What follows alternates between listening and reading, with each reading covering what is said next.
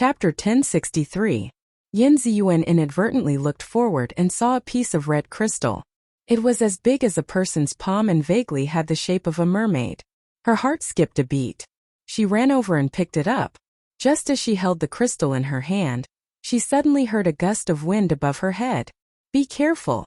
Before Yin Ziyuan could react, her body fell into someone's arms. That person spun quickly with her and waved his sleeve again. Bah! Boom! An object moved half a foot and crashed to the ground. Two consecutive loud noises shook the cave, causing the ground beneath their feet to tremble. Yin Ziyuan opened her eyes in shock and found herself in Yifeng's arms. At the place where she was standing there was a huge crystal. That crystal was slightly slanted. Obviously, it was due to Yifeng's palm. Yin Ziyuan's heart was beating fast. If Yifeng didn't move her away in time, she would have been slapped under the crystal and become a meat patty. "Thank you," she murmured in his arms and forgot to push him away for a moment. His steady heartbeat was right next to her ear, making her heart beat faster. "With me you don't have to be polite." Yifeng let go of her and took a few steps back, still keeping a safe distance from her. Suddenly leaving his arms, Yin Ziyuan felt a little disappointed. She calmed down and looked at the big stone. Where did this stone fall from? Yifeng raised his head and looked at the ceiling. A hint of surprise flashed through his eyes. Although the cave wall above was crisscrossed with all kinds of crystals like fangs, there were no traces of it ever being broken. This big rock did not seem to have fallen from above. Then where did this big stone fall from? This big stone fell in a strange way. What was even stranger was that it just happened to block the passage they came from. Yifeng walked over to take a look. This big stone had already reached the top of the cave and had completely blocked their way. Unless he turned into his original body or a water snake, he would be able to swim out from the edge of this big stone.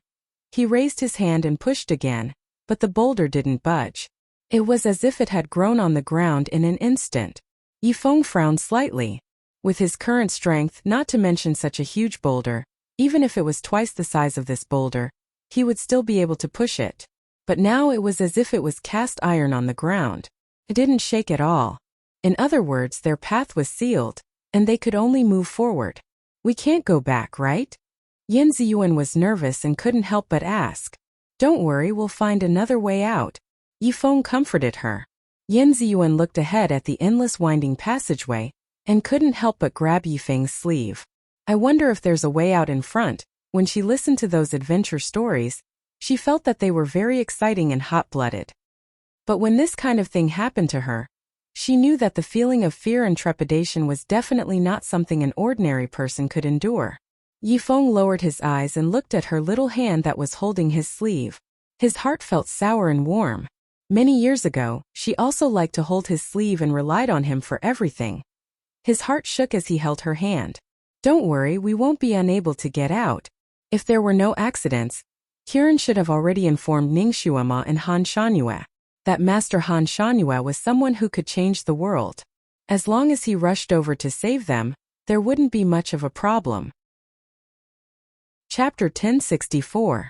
During this period of time he just needed to protect Yin Ziyuan, and not let anything happen to her. His voice had the power to calm people's hearts, and Yin Ziyuan's panicked heart finally calmed down. It was only at this moment that she realized she was still desperately pulling on Yifeng's sleeve. Her heart skipped a beat and she finally let go. As if she thought of something, she held the crystal in her hand and waved it in front of Yifeng. "Yifeng, what do you think this looks like?" Yifeng looked at her palm.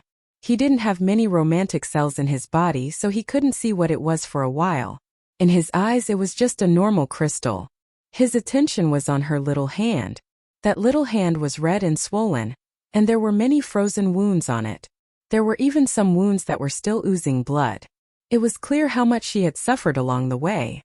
Yifeng's heart ached. Without saying a word, he took out the bottle of medicine that was left with only a little bit left. He pulled her hand over and applied the precious ointment on her wound.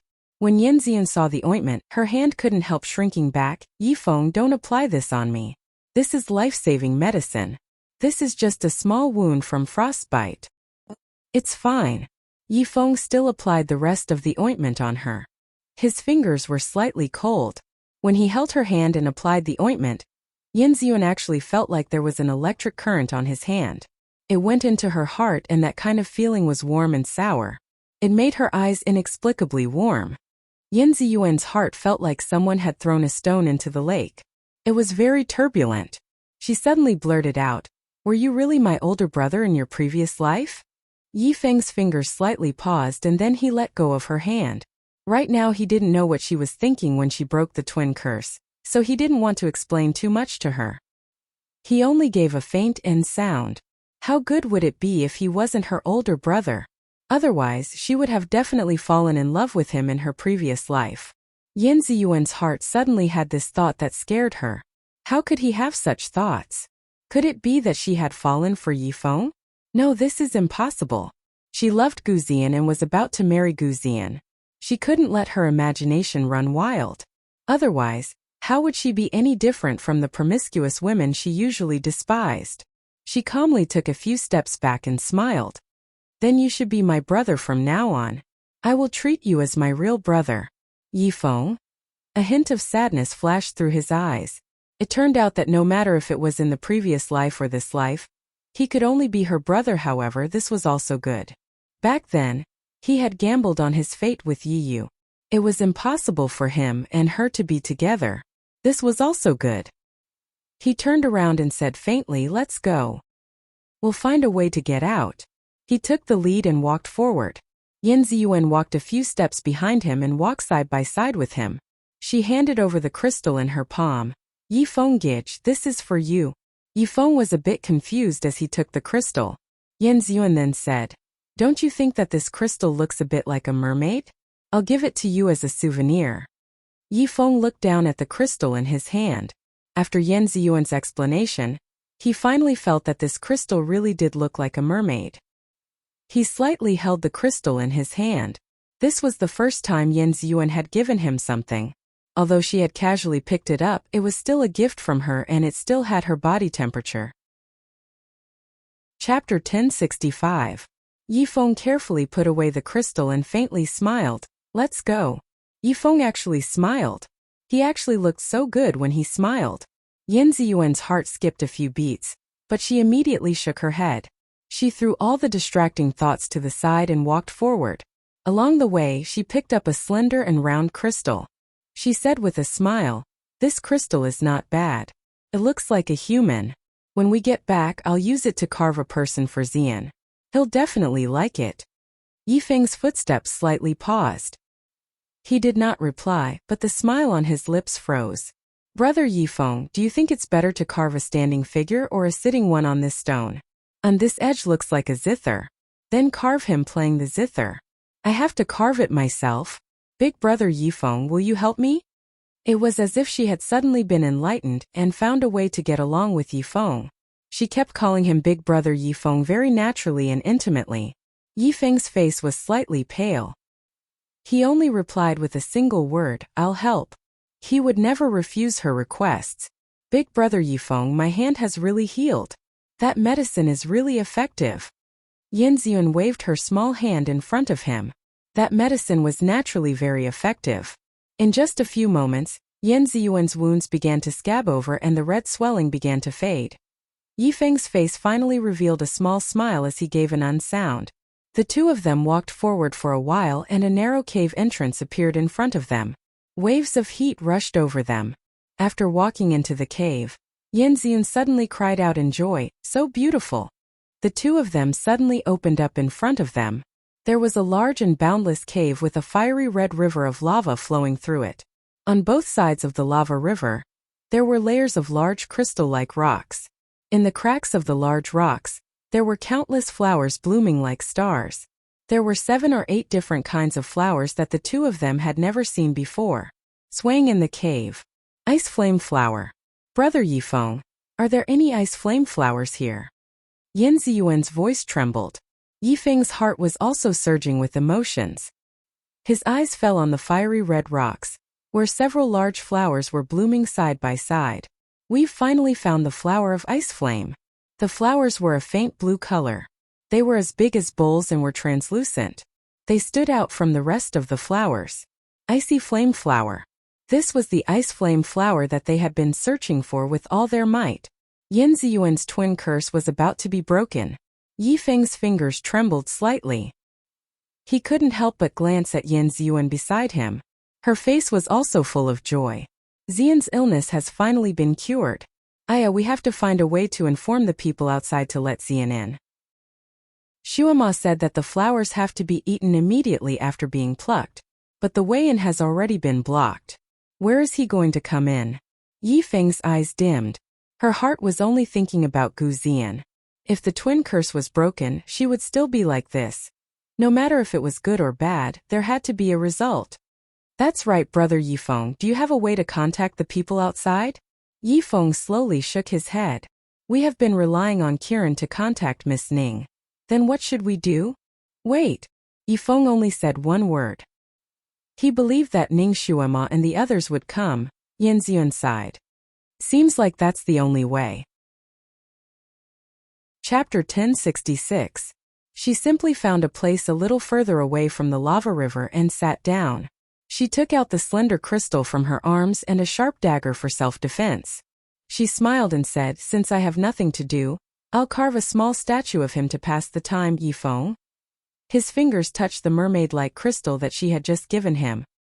He made up his mind and handed the mermaid crystal to her. Zun, can you help me carve this first? This crystal originally had the shape of a mermaid, and it would look more like one with a little carving. And this was perhaps the only thing she could give him. In the future, even if he couldn't be by her side, this thing would be a little comforting. Yin Ziyuan was thinking about how to carve the crystal in her hand. She didn't raise her head when she heard his words.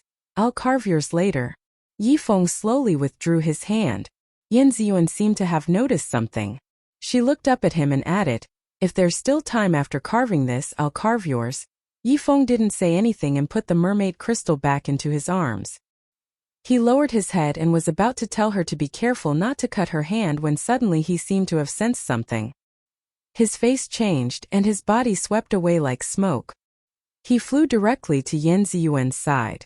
Before she could react, he picked her up and quickly retreated. Yin Ziyuan was caught off guard. The crystal in her hand fell to the ground and broke into several pieces. Yin Ziyuan. She was held in Yifeng's arms and didn't react for a moment. When she reacted, she was already a few feet away in the passage. She was stunned for a moment and looked behind her. It was calm and peaceful there. Nothing had appeared. It was just as usual. There was no danger. Her eyes fell on the broken crystal. Her heart sank and anger surged up. She suddenly struggled in his arms. Let go of me. However, Yifeng was still hugging her. His eyes were fixed on the lava river, as if he did not hear anything. Yin Ziyuan was furious. Was this person purposely breaking the one she wanted to carve for Gu Xian because she didn't carve it for him first? She had always been a spoiled brat. At this moment, she was so angry that she slapped Yifeng without thinking. Bastard, let go of me. Yifeng couldn't dodge in time, or perhaps he didn't even think of dodging. The slap landed squarely on his cheek, crisp and clear. She had used quite a bit of strength in that slap. Yifeng's head tilted from the force of the slap, and blood trickled down from the corner of his lips. He was startled and his arms loosened slightly. Yin Ziyuan finally broke free from his embrace and stood on the ground. Yin Ziyuan saw the blood trickling down the corner of his lips and stiffened for a moment. She didn't expect that he would be hit so hard. Her heart was beating wildly. She snorted. Who told you to take advantage of me? I didn't expect you to be so petty. You actually broke that crystal of mine. Let me tell you, even if that's the case, I won't carve that for you. I won't ever. She was so angry that she wanted to say a few more harsh words. However, she inadvertently saw where she was originally standing. Her eyes widened. She was standing on a hard and uneven crystal slope. At this moment, there was a swamp in the crystal slope. All the large rocks in the surroundings seemed to be attracted and slid into the swamp. There wasn't even a sound as they were swallowed by the fiery red swamp. The large rock she was sitting on had long disappeared. It must have been swallowed by the swamp. Chapter 1067. So he was trying to save her, and not because he was jealous of Gu Xian. Her heart felt like it was being pricked by a needle. I'm sorry. She was about to say a few words of apology, but her eyes inadvertently looked inside, and her face suddenly changed. That fiery red swamp was still rapidly expanding. It seemed like it was going to merge with the lava river. The crystals and flowers on the shore were all swallowed by the swamp, and they could no longer be seen. Now they were moving closer to the few ice flame flowers on the shore. Heavens, these flowers were hard to find. If they were swallowed, it would be as difficult as ascending to the heavens if they wanted to find other flowers. Heavens, ice flame flowers! Yin Ziyuan screamed. Don't move, I'll go pick the flowers. Yifeng quickly instructed her. His body moved and like a bolt of lightning, he flew towards the few ice flame flowers. You! Be careful. Yin Ziyuan could not help but call out. Yifeng's figure slightly paused, and he looked back with a gentle smile. I know, don't be afraid. Yin Ziyuan only saw Yifeng's figure flash, and he flew above the ice flame flowers. The moment he plucked the flowers, a huge fire dragon covered in dark magma patterns instantly jumped out. Yin Ziyuan instantly opened her eyes wide. What kind of monster was this? Dragon? No, this monster had a dragon's head, but its body was like a giant lizard. It looked as big as a house and was abnormally fierce. Its pair of flaming eyes stared fiercely at Yifeng, and it raised its head and let out a low roar. The sound it emitted was very strange, and Yin Ziyuan only heard a series of beastly snoring sounds. On the other hand, Yifeng's face flushed red for a moment before turning slightly pale. This was the legendary magma fire dragon. Earth rank level 9. It was said that this beast could already summon the wind and rain, move mountains and fill seas. As long as it broke through Earth rank level 9 and entered Heaven rank level 1, it could turn into a golden dragon and soar above the 9 heavens. This beast was almost as famous as the Chongqi, Swan and I, and other ancient beasts. No one dared to provoke it. Once it pestered you, it would not rest until you were dead. Even if Yifeng was at his peak, he might not be able to defeat it, not to mention that he had already used up more than half of his telekinesis. In this state, he was even less of a match for it. The magma dragon's roar just now was a special kind of sound wave. Humans could not hear it clearly, but as sharkmen, he could receive this kind of sound wave. The lethality of that sound wave was not small, shaking until the blood in his entire body churned. The sound waves emitted by the magma dragon were obviously a warning. It was asking him for the 3 ice flame flowers. Yifeng took a step back and put the 3 ice flame flowers into his bosom. This flower was hard to come by, so he definitely couldn't give it to this dragon. Magma Dragon understood the meaning of Yifeng's body movements and immediately became furious. With another long roar, it paused and rushed towards Yifeng with countless flames and hot winds. If Yifeng escaped by himself with his speed, he might be able to escape from the Magma Dragon's pursuit. However, his and Yin Ziyuan's escape route had been blocked by the large rock that appeared out of nowhere, so he could only escape to the dark passage on the other side of the magma river. But now that he had Yin Ziyuan by his side, he couldn't bring her across the magma river. And once he escaped into the passage where Yin Ziyuan was, the magma dragon would definitely chase after him. Then Yin Ziyuan would be in great danger. So he could only fight with all his might, and in the blink of an eye, he fought with the magma dragon until the sky turned dark. Chapter 1068. One man and one dragon, one water and one fire. Their attributes just so happened to counter each other. Although the magma dragon was powerful, its attributes were restrained by Yifeng's attributes. Therefore, it was unable to tear apart this merman who dared to challenge its majesty. But Yifeng was an earth rank level 7 after all, and there was a great disparity between his strength and the magma dragon's. Every time the magma dragon spat out a huge tongue of fire at him, although he desperately used a water column to extinguish it, he was still shaken to the point that the blood in his chest kept churning, and he almost vomited. He gritted his teeth and fought. He had no way out now, he could only fight. He couldn't let the magma dragon hurt Yin Ziyuan, so when he retreated in the other direction, deeper and deeper into the magma river. And the magma river was still being swallowed by the swamp. Fiery red magma emerged from the swamp, swallowing and spitting out flames. Yifeng's figure flew as if he was flying, and spun around the crystals that were about to fall. Several times, he almost stepped on empty air and was swallowed by the fiery red swamp. Yin Ziyuan was scared out of her wits. She saw Yifeng getting closer and closer to the magma river, so nervous that her heart almost jumped out. Yifeng, come here. Don't retreat anymore. She saw Yifeng almost stepping on the churning magma and was scared out of her wits. Finally, she couldn't help but scream. Now, in this whole place, only the tunnel Yin Ziyuan was in was relatively safe.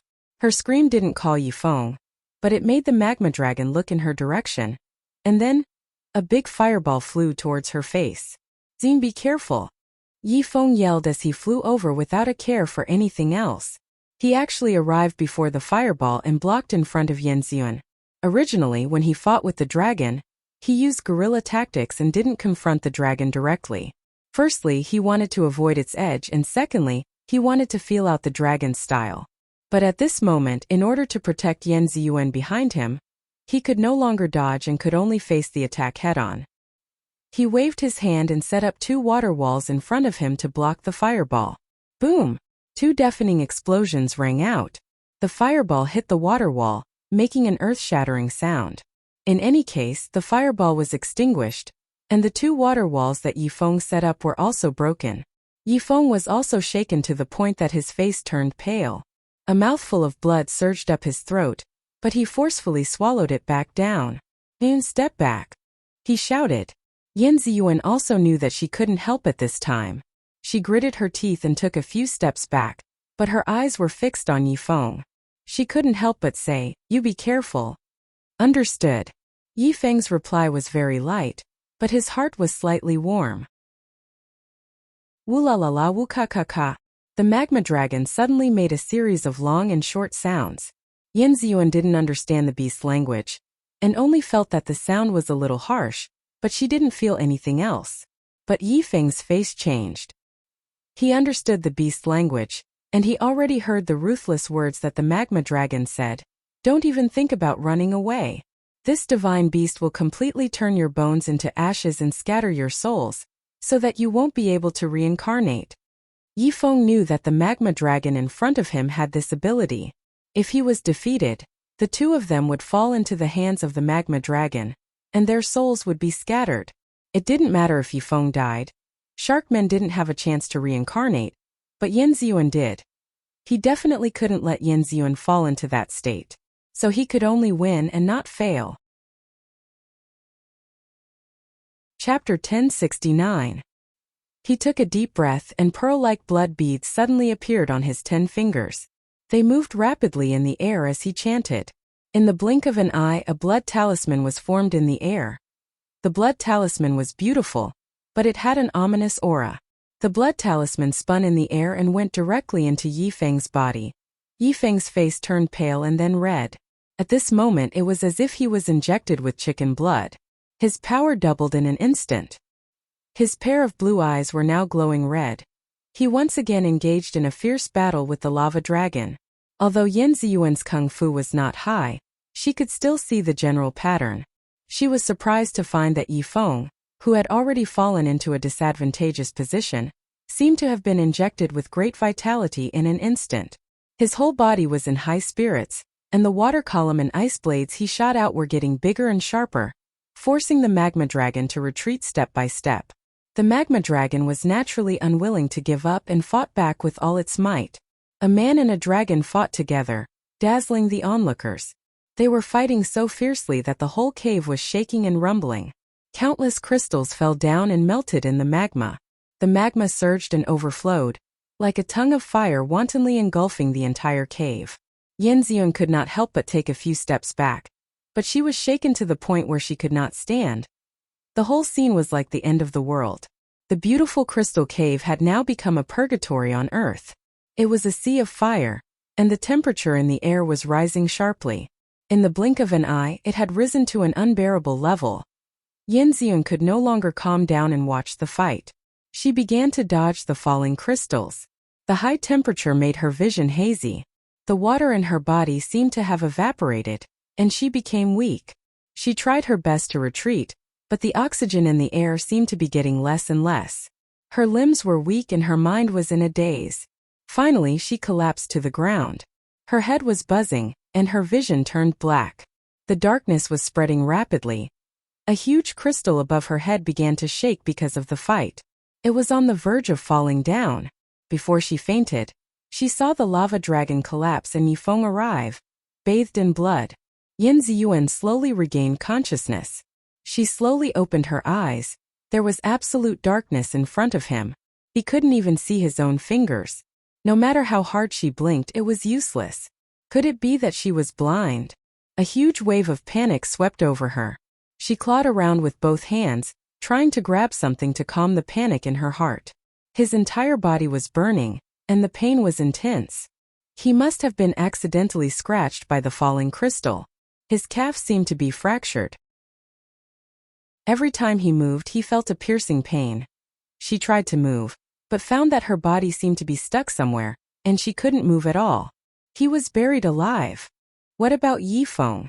What about Yifeng? She was so flustered that she couldn't help but call out, "Yifeng?" The moment she spoke, she felt that her voice was extremely hoarse and her throat was burning with pain. No one responded. "Yifeng, where are you?" Only her own voice was still echoing in the air. "Yifeng, you're here, right? Don't scare me." Her voice even sounded like she was about to cry. The surroundings were dead silent. It was so quiet that she could hear her own heartbeat. It was as if she was alone in a huge empty tomb. Chapter 1070. Her surroundings were deathly silent. It was so quiet that she could hear her own heartbeat. It was as if she was alone in a huge and empty tomb. No matter how much she cried and screamed, no one answered. Could it be that Yifeng was dead? Yin Ziyuan could only move her hands in a small area. She frantically groped around. She was surrounded by large stones. Some were sharp, some were round, and some were squeezed around her. She was stuck in the gap between the stones and could not move at all. At this time, she finally understood that she was really buried underground. The shadow of death hung above her head. "Yifeng! Yifeng! Yifeng! Where are you?" The great fear made Yin Ziyuan's voice choke with sobs. It was somewhat shrill and mournful. Could it be that she was buried here by herself? Was Yifeng already dead? No, her hands frantically groped around. "Yifeng, Yifeng, answer me. Don't ignore me. I'm scared. I'm telling you, I'm scared." Suddenly there was the sound of stones crashing around her. A hand gently held her frantic and trembling hand. She was startled. Then, like a drowning person, she tried to hold on to a piece of driftwood. "Yifeng? Is it you?" That hand held her again. Although the strength was light, it was firm. A hoarse voice came, but it was calm as usual. "Don't be scared. It's me." It was Yifeng. He was still alive. Yin Ziyuan's heart, which had been hanging in the air for a long time, finally calmed down a little. Tears flowed out of her eyes. She held his hand tightly, as if she had finally found someone to rely on. She felt wronged and frightened at the same time. "Are we buried alive? How are you?" Yifeng's wet palm gently patted her small hand. "I'm fine." His hand was cold and wet. Yin Ziyuan became nervous again. She wanted to touch his hand. "Why is your hand so wet? Is it blood? Is it blood? Are you injured? Is it serious? Is it serious?" She and Yifeng were separated by a few rocks. Yifeng's hand was forcibly squeezed through the cracks. She couldn't see Yifeng's expression clearly and couldn't check his injuries. Her heart was in her throat again.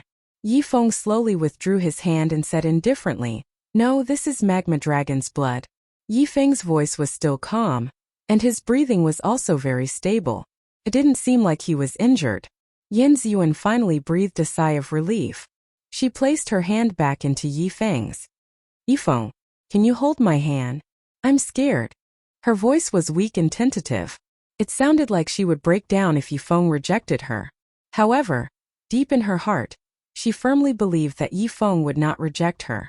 Yifeng had never rejected any of her requests. Even if it was an unreasonable request, Yifeng would do it for her without saying a word. Yifeng gently held her hand, making Yin Ziyuan feel a lot more at ease. However, her body was still trembling slightly. Yifeng held her hand a little harder and said in a coaxing voice, "Don't be afraid. I'm here. Don't be afraid, I'm here." When the monster opened its mouth, he hugged her and gently covered her eyes. He said softly, "Don't be afraid, I'm here." The wind and snow were merciless. When the sled was about to collapse, he patted her and used his body to warm her. He comforted her. Don't be afraid. I'm here now. They were buried under rocks nearly 10,000 meters deep in the ice field. No one knew that when she was struggling in pain, it was his calm voice that gave her the courage to live. Chapter 1071. This sentence seemed to have a magical power. Every time Yifeng said it, Yan Ziyuan would feel inexplicably at ease. Every time she was in danger and scared, it was Yifeng who saved her time and time again, comforting her time and time again. Yifeng, why are you always so good to me? But I already have Xian. I will end up with Xian in the end. What are you going to do? What are you going to do? How am I going to repay your love? Yifeng, I wish I could split myself in two. Yan Ziyuan's tears flowed out of her eyes like pearls from a broken necklace. They fell one by one, wetting her cheeks and falling onto the rocks beside her, slowly disappearing. One of the tears seemed to fall onto Yifeng's hand. He immediately pulled it back as if he had been scalded. Yan Ziyuan was shocked. She fumbled around and grabbed his hand. Her voice sounded like she had been greatly wronged. Yifeng. Yifeng's hand fumbled around to wipe away Yan Ziyuan's tears. But no matter how hard he tried, he couldn't wipe them all away. He sighed and said in a slightly hoarse voice, "Zi, don't cry. I'm fine. I won't let anything happen to you." He suddenly coughed. Although he tried his best to suppress it, he couldn't stop for a while. Yan Ziyuan opened her eyes wide. She wanted to see Yifeng's condition clearly, but it was still pitch black. Yifeng, what's wrong with you? You are seriously injured, aren't you? Does it hurt? Why can't you stop coughing? Her tears seemed like they were about to gush out again. Yifeng had already stopped coughing. His voice sounded weak, but this weakness disappeared in an instant. He said lightly, I'm fine. It's just a flesh wound. I accidentally breathed in the dust that floated down just now, so I coughed a few times. Dust? Maybe so. Yan Ziyuan's chaotic mind calmed down a little. She held Yifeng's hand tightly, as if she wanted to draw courage from it. She held his hand, not daring to let go. She could feel that Yifeng was really by her side. In this dark underground, she was not alone. Yifeng was with her. She felt that her chest was a little stuffy, and the huge rock that was pressing down on her made it hard for her to breathe. She really wanted to push the big rock away, but she didn't have the strength. Yifeng, will we die here? No, Ziyuan, you have to hold on. You can do it. Yifeng's voice sounded a little rushed. But this is several thousand feet underground. You are also trapped. We are buried here. How can we get out? Yan Ziyuan's voice was filled with helplessness. Master Han and Miss Ning will come. Xin, don't be discouraged. This space was very small and it was sealed by rocks. After a while, the oxygen began to run out. Yan Ziyuan gradually felt cold. The stuffy feeling in her chest became more and more intense. Her head also felt a little dizzy, as if she would fall asleep in the next second. She muttered softly, Yifeng, I'm so sleepy.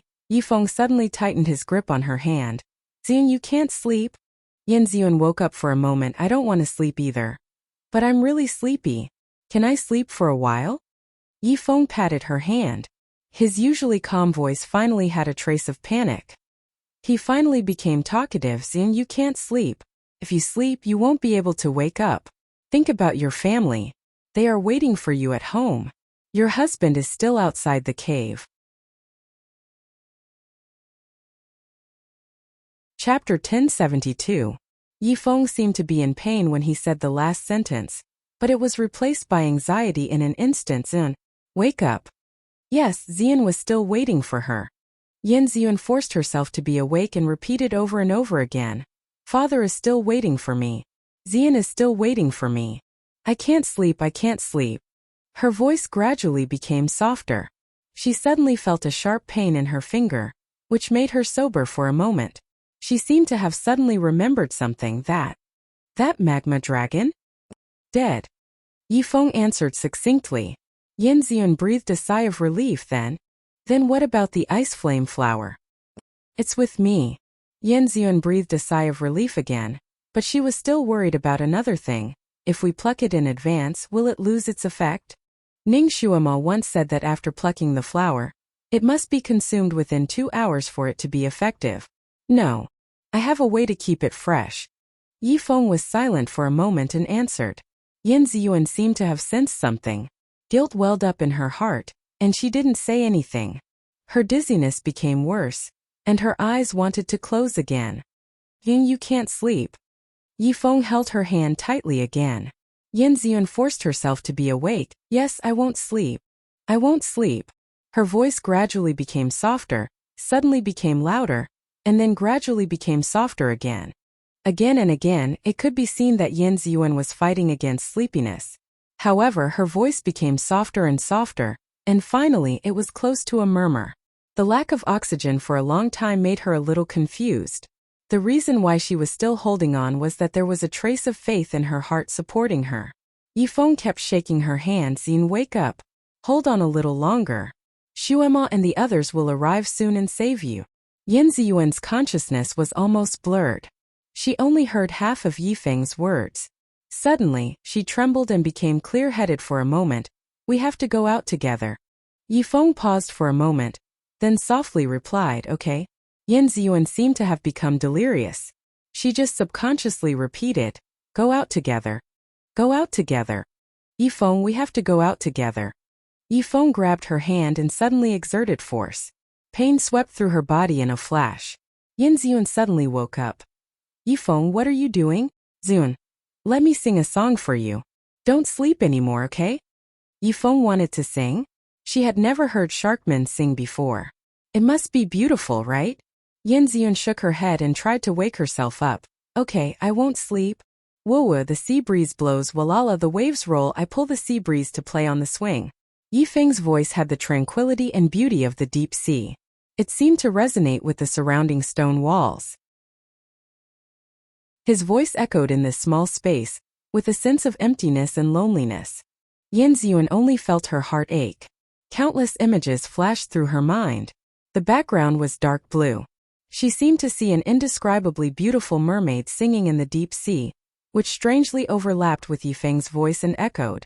Just as she was about to touch it, these images scattered like shooting stars, and she could no longer find any trace of it.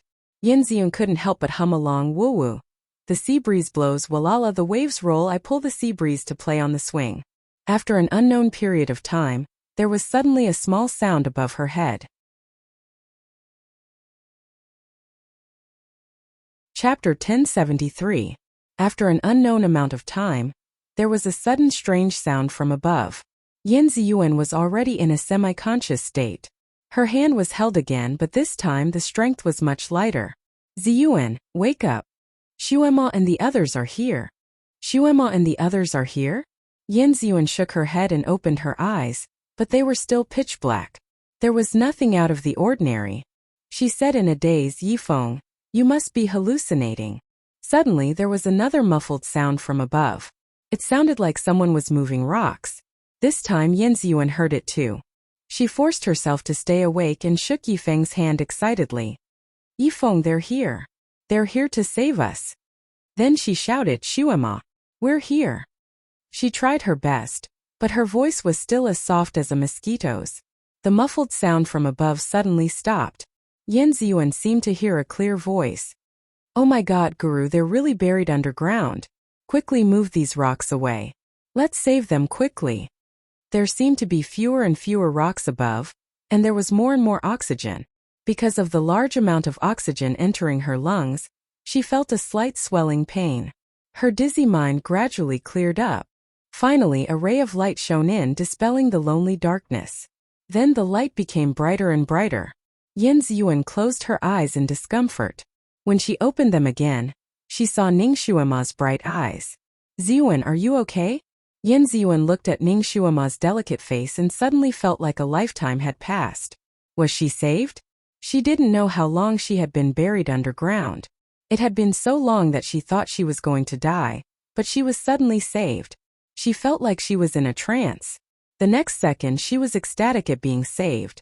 At this moment, she almost wanted to cry. She suddenly turned her head. Her delicate face was full of surprise. Yi Feng, Yin Ziyuan's voice stopped abruptly. She finally saw Yifeng's hand clearly. She could only see one of his arms. That arm was badly mangled and stuck between the cracks of the stone. Only one hand was still intact, but it was also pale and motionless. Yanziyun screamed and then desperately tried to dig at the rocks around the arm. Yifeng? Yifeng, answer me. There was no reply. Yifeng, we're saved. Can you answer me? Yanziyuan's heart almost jumped out of her chest. She screamed as she tried to dig out the stones. I'll get you out. The lower half of her body was still stuck in the crack of the stone. This sudden turn of the body caused her unbearable pain, but she was completely unaware of it. Only a huge panic filled her heart. It can't be, Yifeng must have fainted, they were saved. When Ningshuama saw the color of Yifeng's fingers, her heart sank to the bottom. She quickly moved away a few more crystals.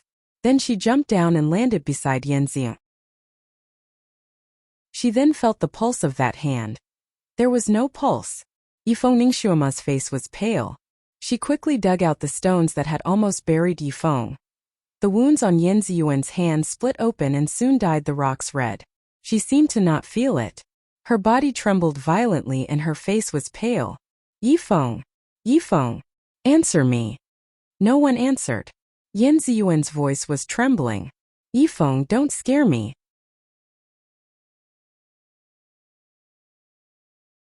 Chapter 1074. Shunjuli suddenly appeared beside Ningshuama and pulled her up. With a wave of his hand, a gust of wind blew past. The rocks in front of Yanziyun suddenly trembled and cracks spread all over the rocks. With a gentle blow of the wind, the rocks silently shattered into thousands of pieces and fell down like rain. Yifeng's figure was finally fully revealed in the fragmented stone foam curtain. He lay quietly in a large pool of blood. His clothes were tattered and his body was covered with hideous wounds. There was not a single piece of undamaged skin. His blood seemed to have long dried up, leaving behind streaks of dried blood. His eyes were tightly shut and his face was as pale as snow. He did not move at all. Yanziyuan was petrified. After a while, she slowly walked over step by step and pushed Yifeng's body. Her voice trembled as she said, "Wake up, we are saved." Yifeng still did not move. Yanziyuan was naturally unwilling to give up and pushed him again. "Yifeng, don't scare me. Wake up, wake up." No matter how she pushed, Yifeng did not move. He lay there quietly with his eyes closed and his long eyelashes drooping. It was as if he had fallen asleep. Yanziyuan's hands and feet were inexplicably trembling. They were extremely cold. Her heart felt as if it was suspended above an ice abyss and would fall at any moment. She suddenly turned her pleading gaze to Ningshuama. "Shuama, he fainted, right? He was just talking to me and singing for me. He must be too tired and has fainted, right? Can you wake him up? Once he wakes up we can go out." Ningshuama's face became even paler. She did not give up and checked Yifeng's pulse, then his neck. She lifted his eyelids and looked at his pupils, her fingers were also trembling. Yifeng did not have a heartbeat, no pulse, and his pupils were dilated. All the signs pointed to one thing. Yifeng was already dead. She was still too late. She had rushed here with all her might, but it was still too late. She suddenly turned around and grabbed Shunjuli's hand tightly. "Guru, you have a way, right?" Her gaze was like fire, carrying a final glimmer of hope. Shunjuli's heart sank. He held her waist tightly and shook his head slightly. If it was an ordinary person, even if they died, he could go to the underworld to capture their soul and revive them. However, Yifeng was sharkmen and sharkmen only lived for one lifetime. Their souls did not return to hell. Once sharkmen died, their souls would automatically disperse and transform into the sea breeze. Even the Almighty couldn't do anything about it. She could only watch helplessly as another friend of hers left her. Although she had experienced many life and death situations, at this moment, her heart was in great pain. Yifeng had actually died just like that. He was afraid that he would die with regret in his heart. He didn't even see what Yanziyun looked like when she broke the twin curse. How could this be? Guzian, the main culprit, was still alive and kicking, while Yifeng. Such a good Yifeng had died an unnatural death here. Ningshuama felt a fiery rage burning in her heart. She clenched her fists tightly and didn't say a word. Yanziyuan looked from one to the other. The more she looked, the more frightened and flustered she became. Choma, he can't wake up now? You're a divine doctor. You must have a way, right? Divine doctors can't save the dead. Ning Shuama blurted out with an inexplicable anger. Yifeng is already dead.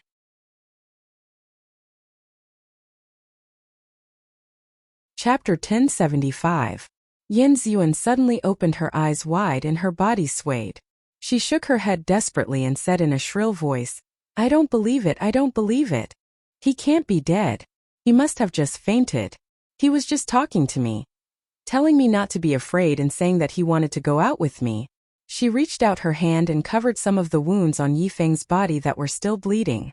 Her other hand searched Yifeng's body for something. Ointment, ointment. So many wounds, Yifeng must be in a lot of pain. I need to apply ointment quickly. Ning Shuema.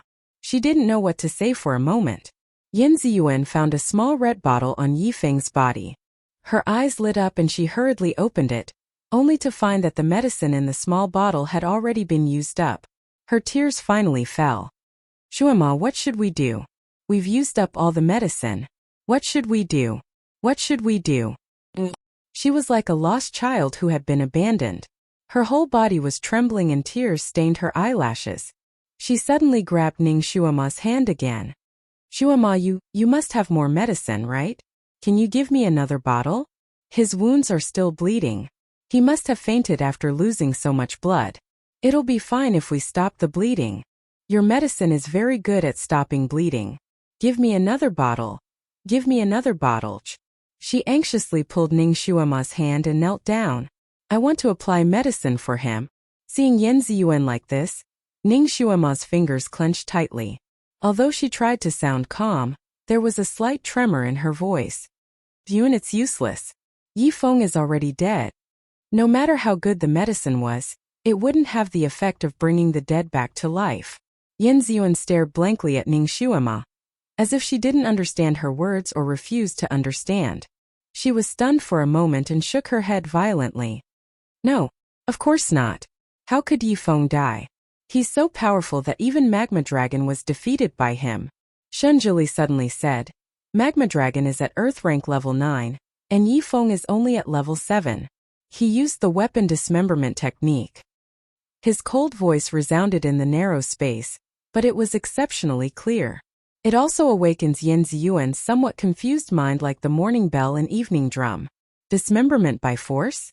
Yin Ziyuan raised her head with tears in her eyes and asked subconsciously, What do you mean? Ning Shuema's heart skipped a beat. Her gaze fell on Yifeng. Yifeng's blood had almost dried up, and his fingers were stiff. Sure enough, it was the symptom of dismemberment. She was a smart person. Previously, when she and the Almighty entered the collapsed cave, they found the corpse of a magma dragon. Naturally, she knew how powerful this magma dragon was. She thought that Yifeng and Yin Ziyuan were killed by this magma dragon. She almost cut open the magma dragon's stomach. Later, when she calmed down and checked the magma dragon's injuries, she saw that its body was full of wounds. It was obviously killed by someone. At that time, Ning Shuema was still wondering how Yifeng's kung fu had improved so much. So that was why. It turned out that he used the weapon dismemberment technique. Yifeng wanted to see Yin Ziyuan break the twin life curse. He had been enduring all kinds of injustice just to see Yin Ziyuan return to normal. These few days he must have been dreaming of finding the ice flame flower and seeing her eat it. If it wasn't a critical moment, he wouldn't have chosen this path. How desperate was he when he used the weapon dismemberment technique? How helpless was he? Ning Shuema's heart was blocked by a hard knot. Chapter 1076. Ning Shuema's gaze fell on Yin Ziyuan. She couldn't help but share some knowledge with her. Execution can double a person's psychokinesis for the time it takes to burn a stick of incense. But once the time limit is over, the person will completely disappear from this world. That is to say, Yifeng's soul has already dissipated half an hour ago. After saying the last sentence, she finally couldn't continue. Yin Ziyuan was stunned. The scene of Yifeng fighting with Magma Dragon flashed through her mind. Her body trembled slightly. Yifeng! Yifeng! How could it be? How could it be? No, it can't be. It can't be like this. She suddenly screamed, No, no, You must have seen wrongly. How could his soul dissipate? He was clearly talking to me and even singing for me. Just now when you guys came, he even reminded me that I was saved. How could it be half an hour ago? You must be lying to me. I don't believe it. Ning Shuema. Her heart became even heavier and more stifled. Yifeng should have died the moment Magma Dragon died. But his soul had been holding on. He kept talking to Yan Ziyuan until the rescue team arrived. Finally, he couldn't hold on anymore. How strong was his obsession? Zun, how lucky you are to have Yifeng's love. How unlucky you are to have mistaken a fisheye for a pearl. For Guzian, you hurt Yifeng who loved you for 2 lifetimes. Although there wasn't much logic in love, and although Ning Shuema knew that Yan Ziyuan was affected by the twin life curse, she still felt bad for Yifeng. Ning Shuema couldn't help but sneer, because he was worried about you. He was afraid that you would be lonely and afraid that you would be scared. Yan Ziyuan's face turned pale. She felt like there was a row of steel needles piercing her heart. Her heart tightened into a ball and seemed to be convulsing in pain. For the first time in her life, her heart hurt so much. When she heard that Guzian's life was in danger at the wedding, she didn't feel so much pain. Yanzian sat there paralyzed. Her pretty face was full of pain and confusion. How could it be? Her gaze fell on Yifeng. The 3 flowers of ice flames were blooming beautifully in the pool of Sharkman's blood. They were nourished by the blood. Not only did they not wither, but they also became more crystal clear. Finally, Yan's eyes to the world. And she looked at it. Her hand was trembling, she almost couldn't hold it. And her fingertips, she was pale. Her heart hurt. Her heart was so painful. It was so painful it was like it was being cut inch by inch. If Yifeng's to look, was Xiao. If Xiao Yifeng's to snatch the flowers when the swamp appeared, he wouldn't have died. The flowers were the main culprit. She wanted to destroy them. She wanted to crush the flowers of ice flames with her fingers. Ning Shuema was quick. She tapped on Yan Ziyuan's wrist. Yan Ziyuan's wrist went numb. Her reaction was slow, so Ning Shuema easily snatched the flowers from her hand. The flowers can't be destroyed. Ning Shuema spat out a few words. The flowers were exchanged with Yifeng's life. They hadn't been used yet. Yan Ziyuan sat on the ground. She finally reacted and murmured, "Yes, the flowers can't be destroyed. Zian still needs them to save his life. Now that I have the flowers, I should be happy, I should be happy." She seemed to be trying to hypnotize herself. I should be happy.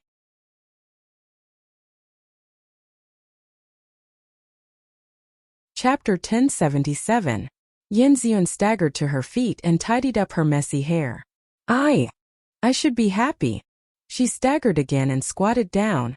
But why does my heart hurt so much? I didn't feel this much pain when Zian was dying. Why? Zian. Yes, he was the real culprit. There seemed to be a fire burning in Ning Shuema's heart. With a bang sound it sprang up. She used the sensing technique to contact Kiran. Kiran's anxious voice immediately came through. Master, how is it? Is Yan Ziyuan still alive? Ning Shuema said coldly, "Little apple, kick that scumbag down." Kiran had long disliked that scumbag, so she agreed very quickly. Yes, master. Gu Zian was waiting anxiously on top. Suddenly, he saw Kiran striding over with an unfriendly aura. He immediately took a step back. What's wrong? You contacted. Before he could finish his words, the little Qilin had already kicked him down the ice crack. Go down and take a look yourself. Gu Zian screamed as he rolled down the cliff. After he landed, his face was pale. He was so scared and in pain that he couldn't stand up. When he came back to his senses, he saw Ning Shuema standing beside him with a cold face. She was holding 3 beautiful flowers in her hand. You found the flower of ice flame? He was about to reach out to take it when he suddenly felt his arm go numb. Then he froze there, unable to move. He opened his eyes wide in fear. He wanted to shout for help, but he found that he couldn't make a sound. Ning Shuema ignored him. She waved her hand and formed a wooden blade. She directly cut Gu Zian's arm. Blood instantly gushed out and dripped onto the flower of ice flame. Ning Shuema patiently waited for each petal to drink the blood before she turned and left. Speaking of which, it was strange. The petals were clearly stained with blood, but after a short while, The blood had seeped through and disappeared. The petals still looked fresh and clean. Ning Shuema handed the flower of ice flame to Yin Ziyun and said calmly, "Ziyun, eat this flower." Yin Ziyun was stunned. She muttered, "Why are you giving it to me? Isn't Ziyun sick?" Ning Shuema looked at her. "The one who's sick is not him, it's you. Gu Ziyan put the twin curse on you. Only this flower can cure it." Yin Ziyun looked even more confused. "Twin curse? That's right. You'll understand everything after you eat this flower of yours. When the time comes, what you choose to do will be up to you." Ning Shuema said. Yifeng once wanted a result. He couldn't see it now, but the flower that he risked his life to get should still work. It could be considered as a comfort to Yifeng. Yin Ziyun took a step back. Her gaze fell on the flower, and then she slowly turned to look at Gu Ziyan. Gu Ziyan's face changed when he heard Ning Shuema's words. He was as pale as death. He was fooled. It turned out that they came to understand Yin Ziyun's twin curse. He wanted to tell Yin Ziyun not to eat it, but Ning Shuema sealed his acupoints. He couldn't say a word. He could only watch as Yin Ziyun slowly reached out and took the 3 flowers. Then she slowly lowered her head and ate the flower of ice flame. It's over. Gu Ziyan couldn't stand anymore. He sat on the ground with a plop. Ning Shuema felt a moment of regret when she handed the flower to Yin Ziyun. Once Yin Ziyun broke the twin curse, recovered her memories and saw Yifeng die for her, what would she do?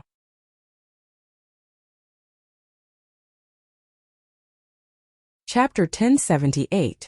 When Ning Shuema handed the flower to Yin Ziyun, she had a moment of regret. Once Yin Ziyun broke the twin life curse and recovered her memories, what would she do if she saw that Yifeng had died for her? But she immediately made up her mind and handed the flower to Yin Ziyun. She definitely couldn't let Yifeng die in vain. She couldn't let Yin Ziyun marry that scumbag.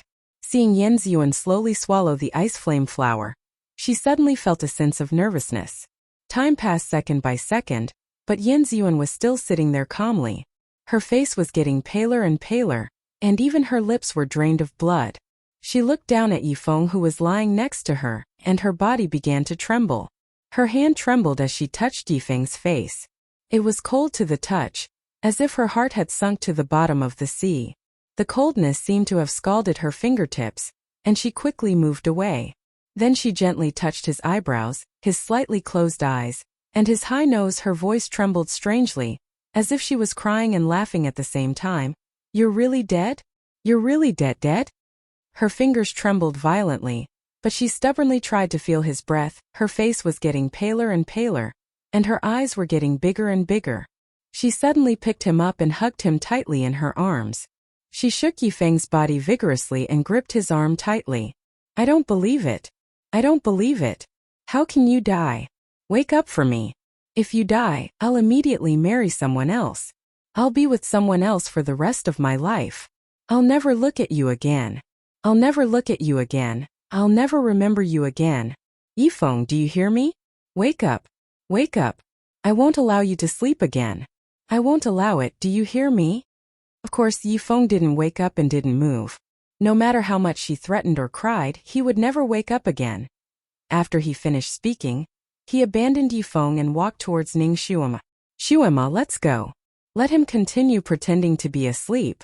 I don't want to talk to him anymore." Ning Shuema was pulled a few steps forward by her. Just as she was about to say something, she saw Yin Ziyuan's eyes were empty, her face was pale, and her footsteps were getting slower and slower. Finally, Yin Ziyuan staggered and stopped. She slowly turned around and her gaze fell on Yifeng. Ning Shuema's eyes fell on Yin Ziyuan's calf. "Ziyun, your leg is injured." Yin Ziyun stared blankly at Ning Shuema, then looked down at her calf. Her calf was mottled with blood, and she hadn't had time to bandage it. She suddenly staggered back and sat beside Yifeng. "Yifeng, my leg is injured. It hurts. It really hurts. Get up and bandage it for me." She looked at him attentively, waiting for him to be like how he was in the past. Every time she was injured, he would be so heartbroken. He would count her carelessness and bandage her carefully. In the past, every time he was angry with her and ignored her, she would suffer a small injury and then run to his side to show him her grievance. He would sigh and bandage it for her. Now that her leg was injured to this extent, and the blood almost dyed her pants red, he wouldn't look at her or comfort her anymore. There was no one else in this world who cared about her as much as he did. He would never open his eyes to look at her again. Yin Ziyuan waited for a long time, but he didn't respond. She didn't give up and held his hand, pulling his hand to her leg. "Brother Yifeng, I'm really injured. Feel it."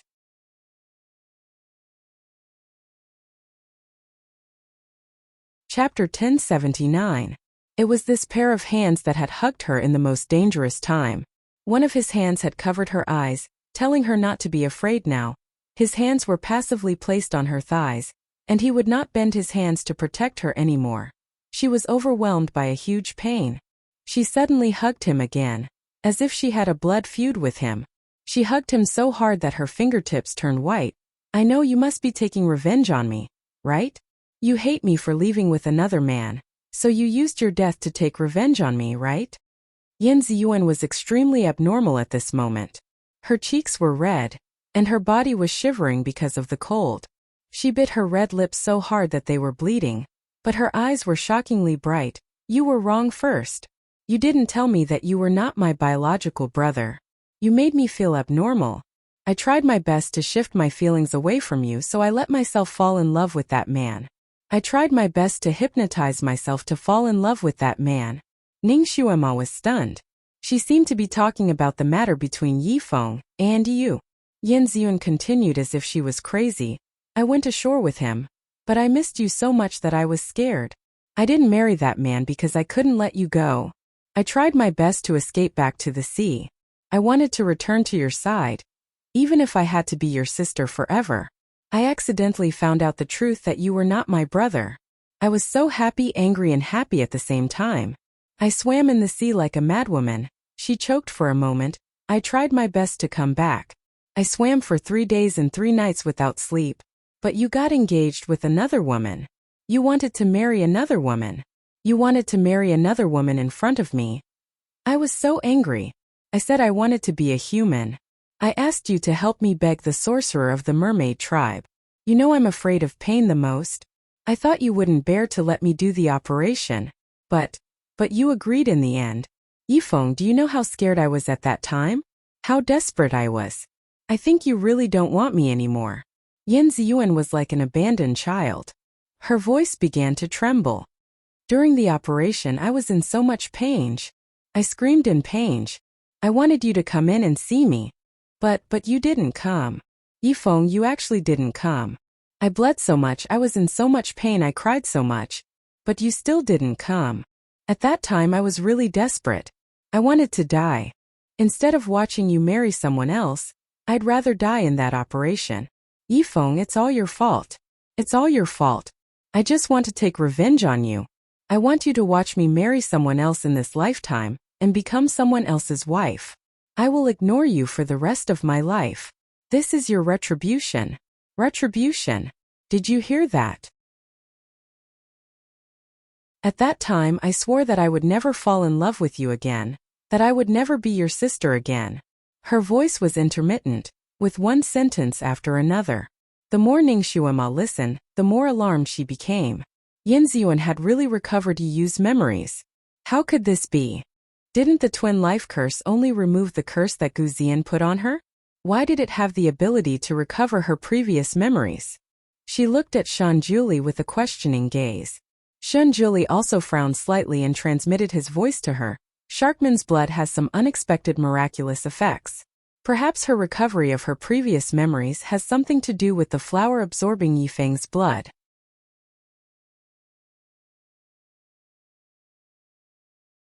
Chapter 1080. Ning Xuema felt as if there was a stone in her heart. She couldn't help but take a step forward. Yin Ziyuan didn't respond at all. She was completely immersed in the memories of the past. She smiled bitterly. "Yifeng, I swore to cut off all ties with you at that time. Since you could watch me die, why did you come to me again? It wasn't easy for me to forget you." She laughed out loud, but her laughter was full of sorrow. "Yifeng, you're so cruel. You didn't let me go even when you died. I can't be more cruel than you. I can't be more cruel than you. How could you do this to me?" She laughed until her face was full of tears, wetting Yifeng's clothes.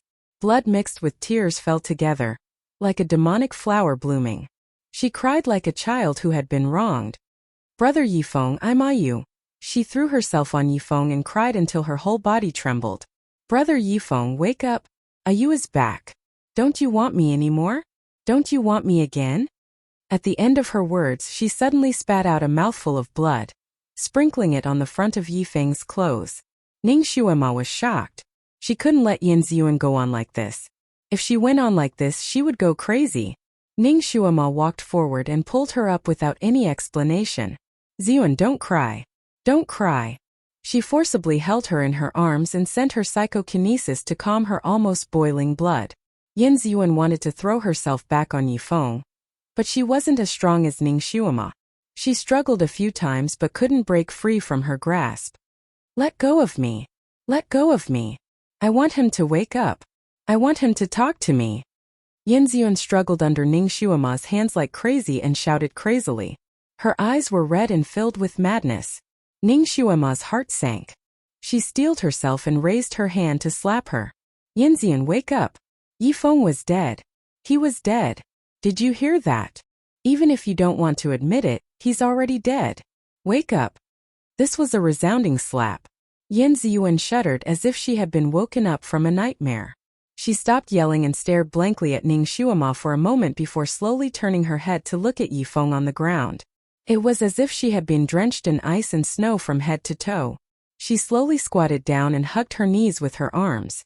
Her long hair draped over her shoulders as she curled up and trembled slightly. She muttered, yes, he's dead. He doesn't want me anymore. Ning Xuema looked around. The cave had just collapsed, and there were signs of it collapsing again. This place was not safe. She took a deep breath and pulled Yin Ziyuan again. Ziyuan, wake up. Let's bring Yifeng up, okay? That way he can rest in peace. Rest in peace. These words agitated Yin Ziyuan again. Her body suddenly stiffened and she slowly raised her head. Her gaze fell on Yifeng again and she said softly, we sharkmen go to the sea to rest in peace. Yifeng loved the sea deeply. If it wasn't for looking for her, he might not have come to the land for the rest of his life. As a result, he died in a foreign land. Ning Xuema closed her eyes. Okay, I know a path that leads to the sea. Let's go. She was about to step forward and carry Yifeng onto Kiran's back when Yin Ziyuan bent down before her.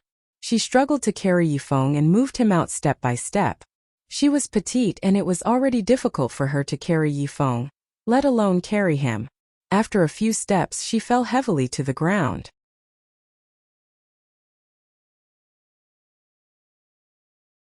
Chapter 1081. She was petite and it was already difficult for her to carry Yifeng, let alone carry him. After a few steps, she fell heavily to the ground. Ning Xuema hurriedly helped Yin Ziyuan up. Her knee was already bruised and bleeding, but she didn't seem to feel it. She continued to carry Yifeng and limped out.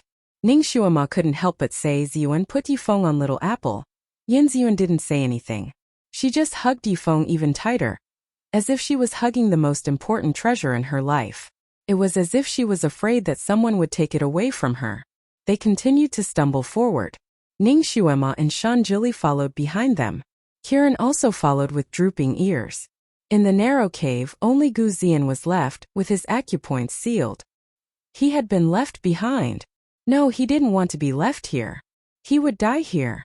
Gu Zian tried his best to attack the acupoints that Ning Xuema had casually sealed. He didn't know if it was a coincidence or something else, but the acupoints were unsealed. He was overjoyed and immediately stumbled out. When he finally saw Ning Xuema and the others, he didn't dare to shout. He just followed them from a distance. Shan Jili seemed to have sensed something. He pursed his lips slightly. Without turning his head, he waved his hand. Gu Zian's eyes were wide open and he was completely frozen in place. He was terrified for a moment, but he couldn't shout anymore. He could only watch as the group walked further and further away. After some time, Ning Xuema and the others finally walked out of the cave and saw the blue sky again. The exit of the cave was an ice cliff. Below the ice cliff was the surging sea. Yin Ziyuan was still holding Yifeng. Her expression was blank as she walked forward. If Ning Shuama hadn't caught her in time, she would have fallen off the cliff. Yin Ziyuan finally regained her senses. Looking at the undulating waves of the sea below, she slowly revealed a smile and softly said, "Big brother Yifeng, look, the sea." She hugged Yifeng and slowly sat down facing the sea. "Brother Yifeng, you actually want to return to the sea the most, right? Once our shark men leave the water, their bodies will feel very uncomfortable. You have always wanted to go back, right? You're just worried about me, right?" She lowered her eyes and smiled to herself.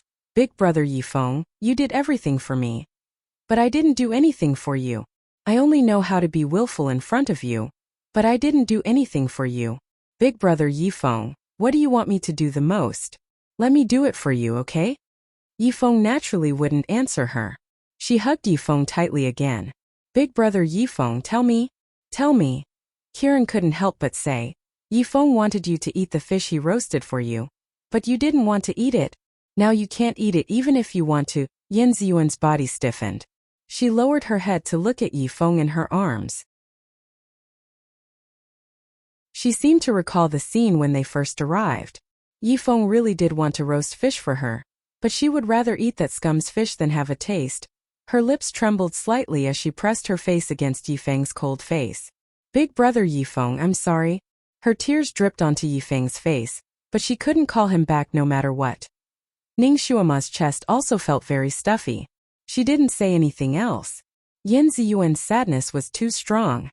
Letting her cry here was better than keeping it bottled up in her heart. After a while, Yin Ziyuan slowly raised her head and looked at Ning Shuama.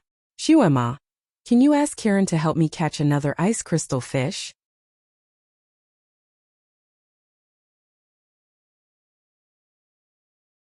Chapter 1082.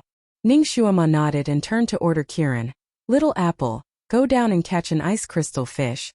The little Qilin nodded its big head. "It's not a big deal. Leave it to me. Don't even mention one. Even if it's a basket full of them, I can still catch them." It leaped up, and with a splash it created a big splash of water. Yin Ziyuan hugged Yifeng and looked at the sea with eyes full of longing and reminiscence. There were white birds circling the sea in the distance. The starry sky was bright, the moon was cold, the sea breeze was whistling, and the waves were rolling. There seemed to be a faint song from afar full of sadness. Ning Shuama stood beside her and wanted to say something, but in the end, she remained silent. At this time, no matter what she said, Yin Ziyuan would not listen. She was completely immersed in her own world. Yifeng's death was a fatal blow to her. It was hard to imagine how she would live in the future. Even if she went back, she would no longer be the innocent Yin Ziyuan. She would be the mermaid Yu who carried the memories of two lives. The little Qilin quickly popped its head out and flew up like a wisp of smoke. It shook violently, and after its scales were once again refreshed, it ran over as if it was asking for credit. Master, look, I caught 3 ice crystal fish." Ning Shuama patted Little Apple's big head to encourage it. Little Apple enjoyed it and rubbed its head against her palm. Before it was satisfied, it heard Shenjuli say lightly, "Go down and catch your own food." Little Apple felt its body suddenly fly into the air, and its whole beast flew out directly. It plunged into the sea like a cannonball. It pulled its head out of the mud for a long time. After it came out, it did not dare to fly up. It opened its mouth and angrily swallowed a big fish that passed by. Yin Ziyuan clumsily handled one of the ice crystal fish. She scraped the scales and removed the internal organs. She was busy for a long time before she finished all these work. In the past, he had seen Yifeng doing it with ease, but now that he was doing it himself, he realized how difficult it was. If he wasn't careful, he would be scraped by the scales. It turned out that big brother Yifeng had done so much for her. It was a pity that she didn't cherish him. Now that he had completely left, it was too late for regrets. Yin Ziyuan closed her eyes. Her tears had already dried up, but the deep sorrow in her heart was like a mass of thick ink that couldn't be dissolved, slowly spreading. The pain was so heavy that she couldn't breathe. In the end, she set up a fire and skewered the fish that was almost processed on a branch. Yin Ziyuan slowly put Yifeng down and let him sit up straight. She snuggled up behind him and hugged Yifeng. She placed the branch with the fish in it into Yifeng's hand. Yifeng's hand was clenched tightly. There seemed to be something in it.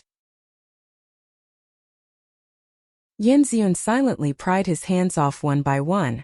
It was a piece of the Little Mermaid crystal. She held her breath. The pain in her heart attacked her fiercely. She held the crystal so tightly that her whole body was trembling. Big brother Yifeng. The crystal that she casually picked up and gave to him was treated like a treasure by him. He always carried it with him. Even when he died, he held it in his hand. His body was full of holes, but this fragile crystal remained intact. It shone with a strange luster under the moonlight. When she was carving Gu Xian's crystal, Yifeng asked her to carve it for him. What did she say at that time? Yes, she asked him to wait. She even slapped him. She didn't expect that after waiting, they would be separated by life and death.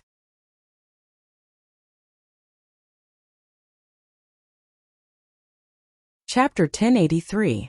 Yin Ziyuan's heart ached so much that she wanted to dig it out directly. She curled up tightly beside Yifeng. Brother Yifeng. Brother Yifeng. Please forgive me, forgive Ayu. Ayu knows she was wrong. Her voice seemed to resonate with the sobbing of the sea at this moment. It was sad and sorrowful, making those who heard it sad and those who heard it cry. Yifeng's body was suddenly swayed by her, and was about to fall to the ground. Yin Ziyun was so scared that she rushed over and lay down before his body fell to the ground. Yifeng fiercely smashed onto her body. She only let out a muffled groan and gently brushed away the snow on Yifeng's body. She slowly helped him up with a head full of cold sweat. She asked softly, Brother Yifeng, did you fall anywhere? Does it hurt? It's all Ayu's fault. Ayu shouldn't have fooled around when Brother Yifeng was roasting fish. Brother Yifeng spoils Ayu too much. You should teach Ayu a lesson at this time. Ning Shuema stood at the side and felt a dull pain in her heart. Yin Ziyuan's mind was obviously not normal again. There was a burnt smell in the air, as if something was being roasted. Ning Shuema saw that the fish had been roasted. She was so distracted that she forgot about the fish for a moment. Yin Ziyuan was also stunned. She stared blankly at the ice crystal fish that was being roasted black in the fire. Suddenly, she rushed forward and reached out to grab the fish. Ning Shuema quickly stopped her. Yin Ziyuan was still struggling desperately and kept reaching out to grab the fish. Looking at her, Ning Shuema's heart suddenly burned with evil fire. She scolded her, Yinzin, are you crazy? That's spiritual fire. If you put your hand in, your whole arm will be crippled, do you understand? Yifeng risked his life to save you. How can you bear to ruin yourself like this? Yin Ziyuan was stunned by her scolding. After a while, she slowly lowered her head. But that's the fish that Brother Yifeng roasted for me. I can't spoil his good intentions. Ning Shuema was both distressed and angry. Then you're going to ruin yourself like this? Can't you roast another one? Yin Ziyun suddenly shrank back like an injured hedgehog. Her whole body was trembling. Shuema, don't say anymore. I beg you, don't say anymore. This fish can't be wasted. Wu, this is the first fish that Brother Yifeng has roasted for me in this lifetime.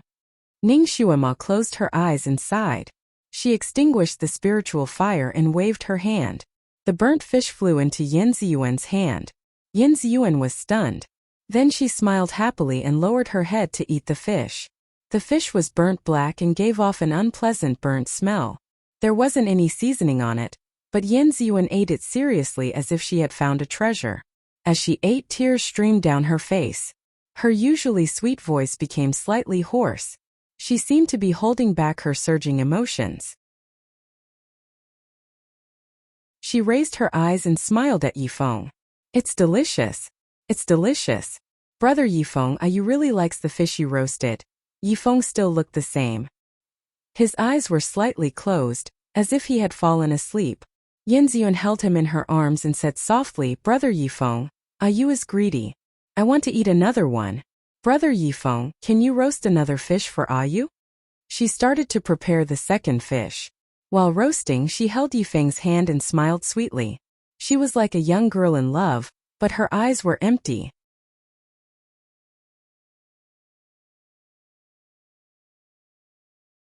Chapter 1084. She began to prepare the second fish. While roasting it, she held Yifeng's hand and smiled sweetly, like a girl in love, but her eyes were empty, like a doll that only knew how to smile. Yin Ziyuan once again lowered her head to eat the fish. In fact, she was already full after eating the first fish, but she still ate the second one with a numb expression. She praised while tears streamed down her face. After eating the fish, Yin Ziyuan began to carve the little mermaid crystal with a knife. Under the moonlight, Ning Xuema watched the crystal gradually become clear. In the end, Yin Ziyuan wasn't good at carving, so she accidentally cut herself several times.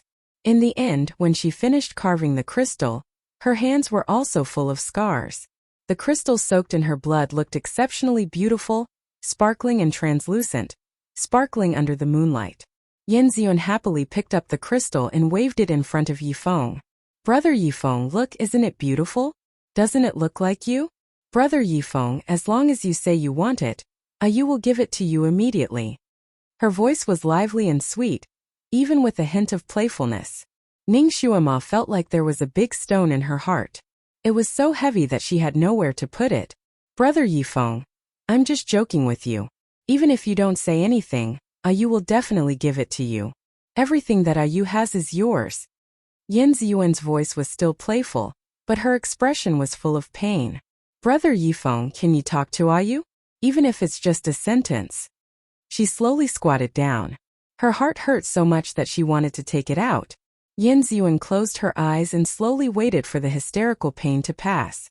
A gust of wind blew, bringing with it the smell of the salty sea. She supported Yifeng and slowly got up. Everywhere she looked was a sea of blue. There seemed to be a soft sound in the air. "Big brother Yifeng, you love the sea the most, right? At this moment you must also want to return to the sea." Yin Ziyuan's voice was filled with tenderness, as if she was a wife who was about to send her lover off. "You came here clean, so you must want to go home clean, right? You will help you." Yin Ziyuan scooped up a handful of snow and carefully cleaned the wounds on Yifeng's body. She cleaned very carefully and very slowly, not letting go of any wounds. After a while, her small hands were frozen red and gradually lost feeling. After an unknown amount of time, Yifeng's wound was finally cleaned by her. Yin Ziyuan hugged Yifeng and gradually closed her eyes. She stood on tiptoe and kissed Yifeng's cold lips. This kiss was full of longing, crossing the distance between life and death, crossing the boundary of the river of stars, quietly lingering in this place. At the end of the kiss, Yin Ziyuan's cheeks were slightly red. Her watery eyes seemed to be filled with a sky full of stars, astonishingly bright. She looked at Yifeng affectionately, her eyes full of tenderness, and her lips gradually curved into a smile. She smiled charmingly and innocently, as if an innocent girl who did not know the affairs of the world had finally waited for her true love. She was also like that day under the blue sea, in the dazzling crystal forest, in front of thousands of sharkmen. Little Princess Yiyu's beautiful eyes that could turn all living things upside down. Ning Xuema suddenly had a bad premonition. The strong uneasiness made her want to rush up and grab Yin Ziyuan, but it was already too late. Yin Ziyuan hugged Yifeng and jumped down. The only thing that could be heard in the wind was a sentence that was like a whisper. "Big brother Yifeng, let's go home."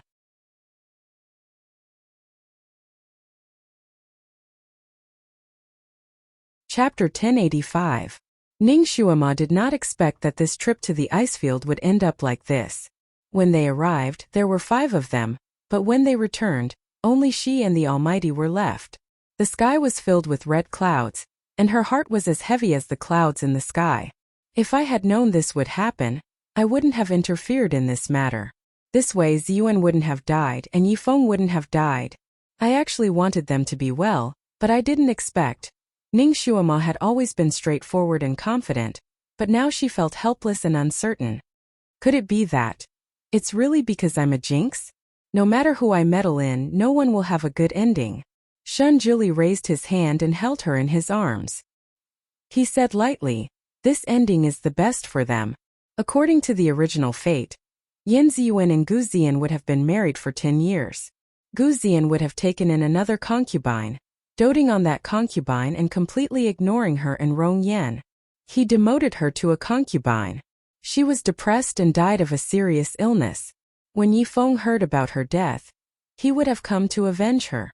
He fell into Gu Ziyan's trap and was captured. He was given to Lu Hin Ti as a treasure. Lu Hin Ti skinned him to make clothes, and his soul was scattered. Ning Xuema was speechless. She did not expect Yifeng and Rongyan's fate to be so cruel. She sighed slightly. Although their fate was cruel, they still had 10 more years to live. At the very least, Ziyuan will have a good life for a while. Half a year after Yan Ziyuan's marriage, the twin curse was broken. She regretted it, but what was done, and there was nothing she could do. She was always cold to Gu Ziyan. Gu Ziyan was angry, and he only cared about Rong Yan. A year later, Lord Yan died suddenly. Gu Ziyan inherited the position of Lord of Daliang City, and made Rong Yan his second wife. Yan Ziyuan was only Gu Ziyan's legal wife in name. Her food and clothing expenses were often deducted by Rong Yan. She was depressed all her life and didn't even get to see Yifeng before she died. The Almighty explained Yan Ziyuan's unaltered fate in more detail. Ningxuema. From the looks of it, this ending was still better. She pursed her lips. I thought I could change their fates and let them finally obtain happiness. These two people clearly loved each other, but due to a freak combination of factors they ended up like this. Yifeng loved her so much, but until the moment of his death, he didn't know that Yan Ziyuan loved him. And Yan Ziyuan couldn't tell him anymore. Going against the heavens and changing one's fate doesn't mean that you can change it to the outcome you want. Instead, you can force one's fate into an unknown passageway. As for whether it will be sad or happy, it all depends on the actions of the two people whose fates have been changed.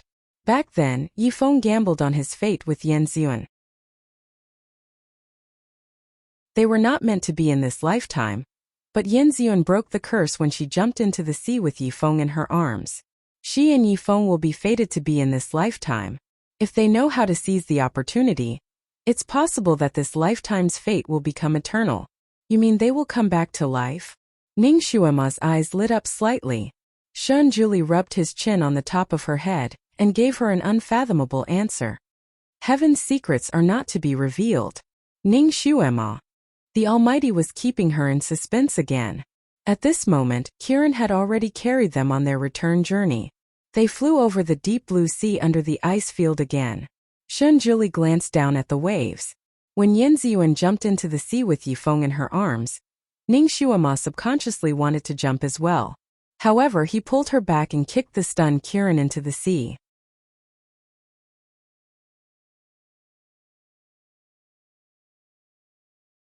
Chapter 1086.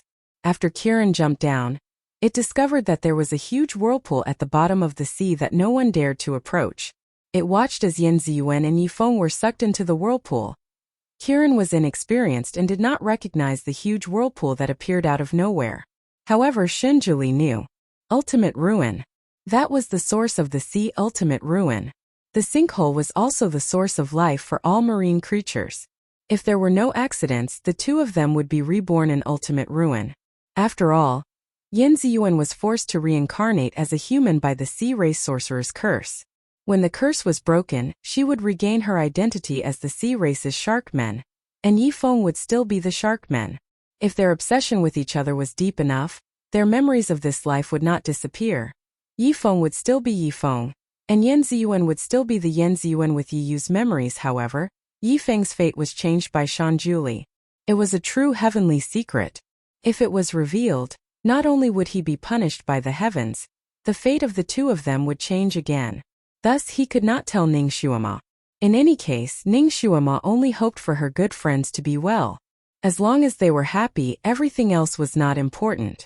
The two of them naturally returned to Buddha Lotus Mountain, and Ningxuema met the other disciples of the Sun Moon sect. Ningxuema's rapid growth made everyone's jaws drop. They simply did not dare to believe it. Especially Helian Shao, who circled around her 3 times and only had one word left in his mouth: miracle. Miracle. When Ningxuema had just entered the ancestors' tutelage, she was still an Earth rank level 2 rookie. In just a short period of 10 days, she had actually advanced to Earth rank level 5, and was about to enter level 6.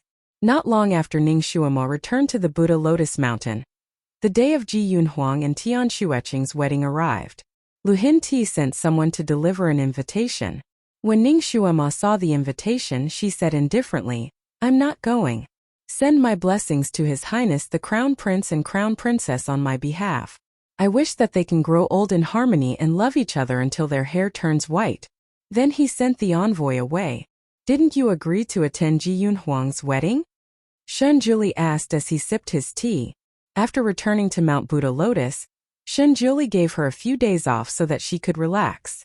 Finally, she became more lively. He thought that she would definitely attend Ji Yunhuang's wedding, but he did not expect that she would choose not to attend. Ning Xuema was depressed. She sat on a chair and swayed.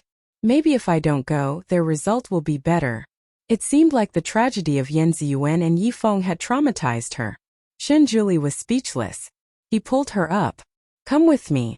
Ning Xuema stumbled and fell into his arms. She rubbed her eyebrows and looked up. Where are we going? Chongkong country. Shun Juli spat out these 3 words and took her away. I'm still a heavenly master there. The crown prince's wedding still needs a heavenly master. Ning Xuema was speechless. She had forgotten that the great master was Han Shangyue. She was still unwilling to go. She broke free from his hand. Great master, you can go by yourself. I don't need to go.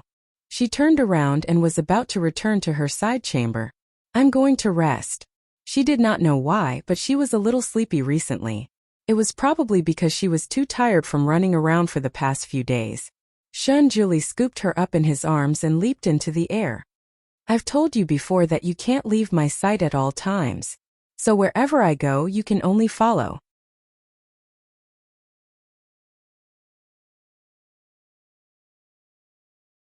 Chapter 1087. Ning Xuema felt a bit of a headache. Ever since the great god accepted her as his disciple and said that he would train her day and night, she and the great god had never been separated. They were like conjoined twins. No matter where she went, she could see the great god's figure. This kind of protection was airtight, but it also made her feel a bit breathless. She helplessly supported her forehead in his arms. Great God, I really think that I should have some private time. We should maintain a bit of distance occasionally. At this moment, Shun Juli was already flying in the sky with her. He put her on the cloud 2 feet away from him and then slightly closed his eyes. Well, now there is a distance. You can do whatever you want to do. Ning Xuema's lips twitched. Great God, you are strong. Seriously counting the time, Ning Xuema had left Chongkong country for less than half a year. When she stepped into Marquis Jingyuan's mansion again, she had an illusion that it was a lifetime ago. Everything in Marquis Jingyuan's mansion was still the same. In the few months that she was not here, Old Zhong took care of Marquis Jingyuan's mansion in an orderly manner. The servants in the mansion were performing their duties, and it was no different from before she left. When Old Zhong saw her, he was so excited that his eyes were filled with tears. When the master and servant met, it was lively. Ning Xuema was originally worried about them, but when she saw them like this, her heart finally relaxed. She suddenly remembered Tom the chastity testing beast, so she asked Old Zhong about it. Old Zhong looked like he wanted to say something but hesitated. After a long time he said, he went out shopping. He should be back soon. Ning Xuema was flabbergasted. The chastity testing beast, that kind of monster, went shopping? What if it scared the cats and dogs on the street? Just as she thought about it, a voice sounded from outside. Old Zhong, come back. I have something delicious to eat. I'm hungry, I'm starving to death. That voice was very strange. It sounded like a foreigner speaking Chinese. The tone was very stiff and awkward. Following the voice, a blonde youth walked in with big strides. High nose, deep eyes, blonde hair and blue eyes. He was actually a standard Northern European handsome guy. Ning Xuema's heart moved. Could it be? The handsome Caucasian man suddenly saw Ning Xuema sitting at the head of the table, and was stunned for a moment. Suddenly, he shouted and rushed over. Little Xiong. He opened his arms and wanted to give Ning Xuema a bear hug. However, before his arm could touch the corner of Ning Xuema's clothes, he suddenly felt as if a gust of wind had hit him head-on. He staggered back several steps and sat on the ground with a plop. His butt hurt badly from the fall. Fortunately, he was a thick-skinned person. He jumped up from the ground and said, "Which bastard?" Just as he was about to curse, "Which bastard plotted against me?" He suddenly saw Shun Juli sitting at the head of the table. His gaze was as cold as electricity, so he swallowed back the words he was about to say. Ning Shuima had already stood up. She circled around him and called out tentatively, "Tom?" The golden-haired boy was almost in tears. "I am. Shuima, you finally came back. You finally missed your big brother." The golden-haired boy was actually Tom, the chastity-testing beast. Ning Shuima almost couldn't believe it. "Tom, did you repossess another body?" Tom shook his head like a rattle drum. No, I cultivated into a human form." Ning Shuima didn't expect that it could cultivate into a human form in just a few months. It seemed that this child was also a genius. She looked at Tom again. The boy looked to be 14 or 15 years old. His delicate face was still childish. "Is this your face from your previous life?" Ning Shuima wasn't sure.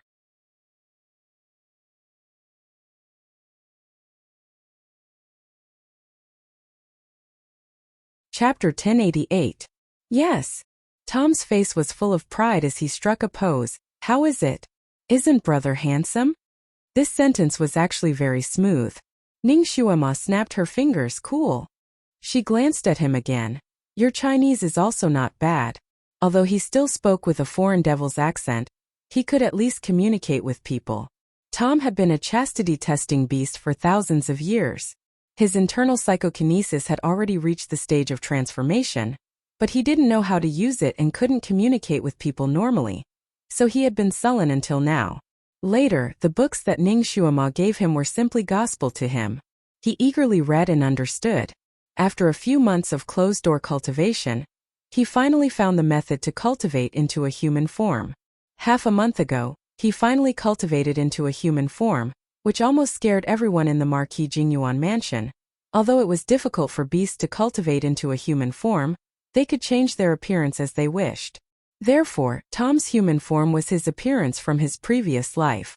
After cultivating into a human form, he had always regarded the Marquis Jingyuan mansion as his home. The years of being locked in a cage were his nightmare. Therefore, once he cultivated into a human form, he went out to the streets almost every day to enjoy the joy of freedom. At that time, the only person who could communicate with him and help him cultivate into a human form was Ning Shuima. He naturally missed her very much. Now that he suddenly saw her return, he was so excited that he didn't know what to do. Once he opened his mouth, it was simply like the power of the yellow river from the sky, unceasing. Even if other people wanted to interrupt, they couldn't. Tom spoke with great delight, and Ning Shuima was also amused by him to smile frequently. Shun Jili sat there drinking tea, and didn't intend to interrupt the two people. After returning from the ice field, Ning Shuima had been somewhat depressed. Now that she rarely showed a happy face, he naturally wouldn't disturb her. Ning Shuima and Tom's conversation found that he was very business-minded. In the month that he recovered into a human form, he had already solved several economic crises for the Marquis Jingyuan mansion, and also drove away several of the Ning mansion's best relatives. While they were talking, a faint noise came from outside. After a while, someone came in to report that third Aunt Ning and second young lady Ning were outside the door asking to see Ning Shuima. Marquis Ning. Ning Shuima naturally knew who this so-called third Aunt Ning was. She was the one whose arm was bitten off by the chastity-testing beast. He didn't know where this second young Miss Ning came from. Tom snorted. This second young lady Ning is the daughter of third Aunt Ning. Her psychokinesis has reached human rank level 4. She's the one who's spoiled by the whole family. Ning Shuima understood. She raised her hand. They got the news fast. Let them in. She wanted to see what kind of trouble they would come up with this time. A moment later, third Aunt Ning and second young lady Ning were let in. When third Aunt Ning saw Ning Shuima, she was stunned, but then her face showed an affectionate surprise. "Oh, Shuima, where have you been these days? I missed you so much." Ning Shuima also smiled. "Thank you for your concern, Aunt Ning. Aunt Ning's arm must be better?" Third Aunt Ning stiffened for a moment, then smiled again. Much better, much better. It's all thanks to Shuima's medical skills. Our Ning family has such a talented woman like you. In the future, our Ning family will be prosperous." She then greeted the girl who came in. "Shuang, this is your little sister Shuim. You haven't seen each other for 2 or 3 years, right? Get close to each other."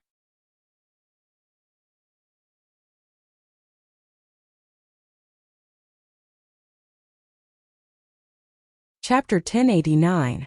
Ning Shuang was a 16 or 17-year-old girl. Her features were sharp and she looked a bit like her mother. Her appearance was above average and she could barely be considered a beauty if she was properly groomed. However, the arrogance in her features destroyed her beauty. She also greeted Ning Shuama with a fake smile. "Little sister Shuama, I haven't seen you in a few years and you've grown so much." Ning Shuama had the memories of the original owner. She knew that before Marquis Ning died. Ning Shuang treated Ning Shuama quite well. She called her little sister all day long. When Marquis Ning died, she immediately changed her attitude. She scolded Shuama as trash every day, and she lost the face of the Ning clan. She said such words too often. She used the fact that she was a genius to bully the young Ning Shuama. She even secretly kicked Ning Shuama off a cliff once. If Ning Shuama didn't happen to be hanging on a tree, she would have died at that time. Ning Shuang had not returned home for 2 years. Although she had heard a lot about Ning Shuama's deeds in her own sect, she still didn't believe that the once cowardly and lowly Ning Shuama could create such a big wave. She felt that it was just a rumor. Now that she saw Ning Shuama, she saw that her features were much prettier and her temperament was very different from before. Especially her clothes. They looked simple but they were made of shark silk. A small piece of cloth was worth thousands of gold. It was comparable to all of her belongings. This made her feel unbalanced. She turned her head and her gaze landed on Shanjuli, who had been calmly drinking tea at the side. Her eyes lit up and she walked forward. "This is Celestial Master Han?" She couldn't see Shanjuli's face clearly. She only felt that he was very handsome and extraordinary. He was 100 times more handsome than all of her senior and junior brothers combined. Ning Shuang immediately bowed towards Shanjuli. She purposely softened her tone. Ning Shuang greets Celestial Master Han. She still had a soft and pleasant voice, which was described by her fellow disciples as the most enchanting voice. It was very good at seducing men. In the sect, she even used this voice to seduce a martial uncle to prostrate himself under her skirt. She thought that this coquettish bow would attract Master Han to look at her a few times, and then gently allow her to stand up. But the reality was harsh. Master Han didn't even look at her. He was still leisurely sipping his tea. Ning Shuang bowed there for a long time until her waist was sore, but she still didn't hear the other party say the word remove. For a moment she froze there, not knowing whether to get up or not. Ning Shuama naturally wouldn't help her out. She just crossed her arms and watched. She was happy to watch the show. Third Aunt Ning loved her daughter dearly and hurriedly used other words to help her daughter out. "Shuang, come here. You haven't been close to your younger sister Shuama for a long time. You two have a good chat." Ning Shuang took the opportunity to get up and walk over. "I heard that younger sister Shuama has become the Overlord's disciple. Congratulations, congratulations." She said congratulations, but her eyes were full of jealousy. Ning Shuama lightly replied, "Well said, well said." She didn't feel like exchanging pleasantries with the mother and daughter. "What brings you here?" Third Aunt Ning exclaimed. "Shuama, third aunt and your second sister came specially to see you. We are a family so we should be intimate. Shuama, now that you have become the Overlord's disciple, you are the glory of the entire Ning family."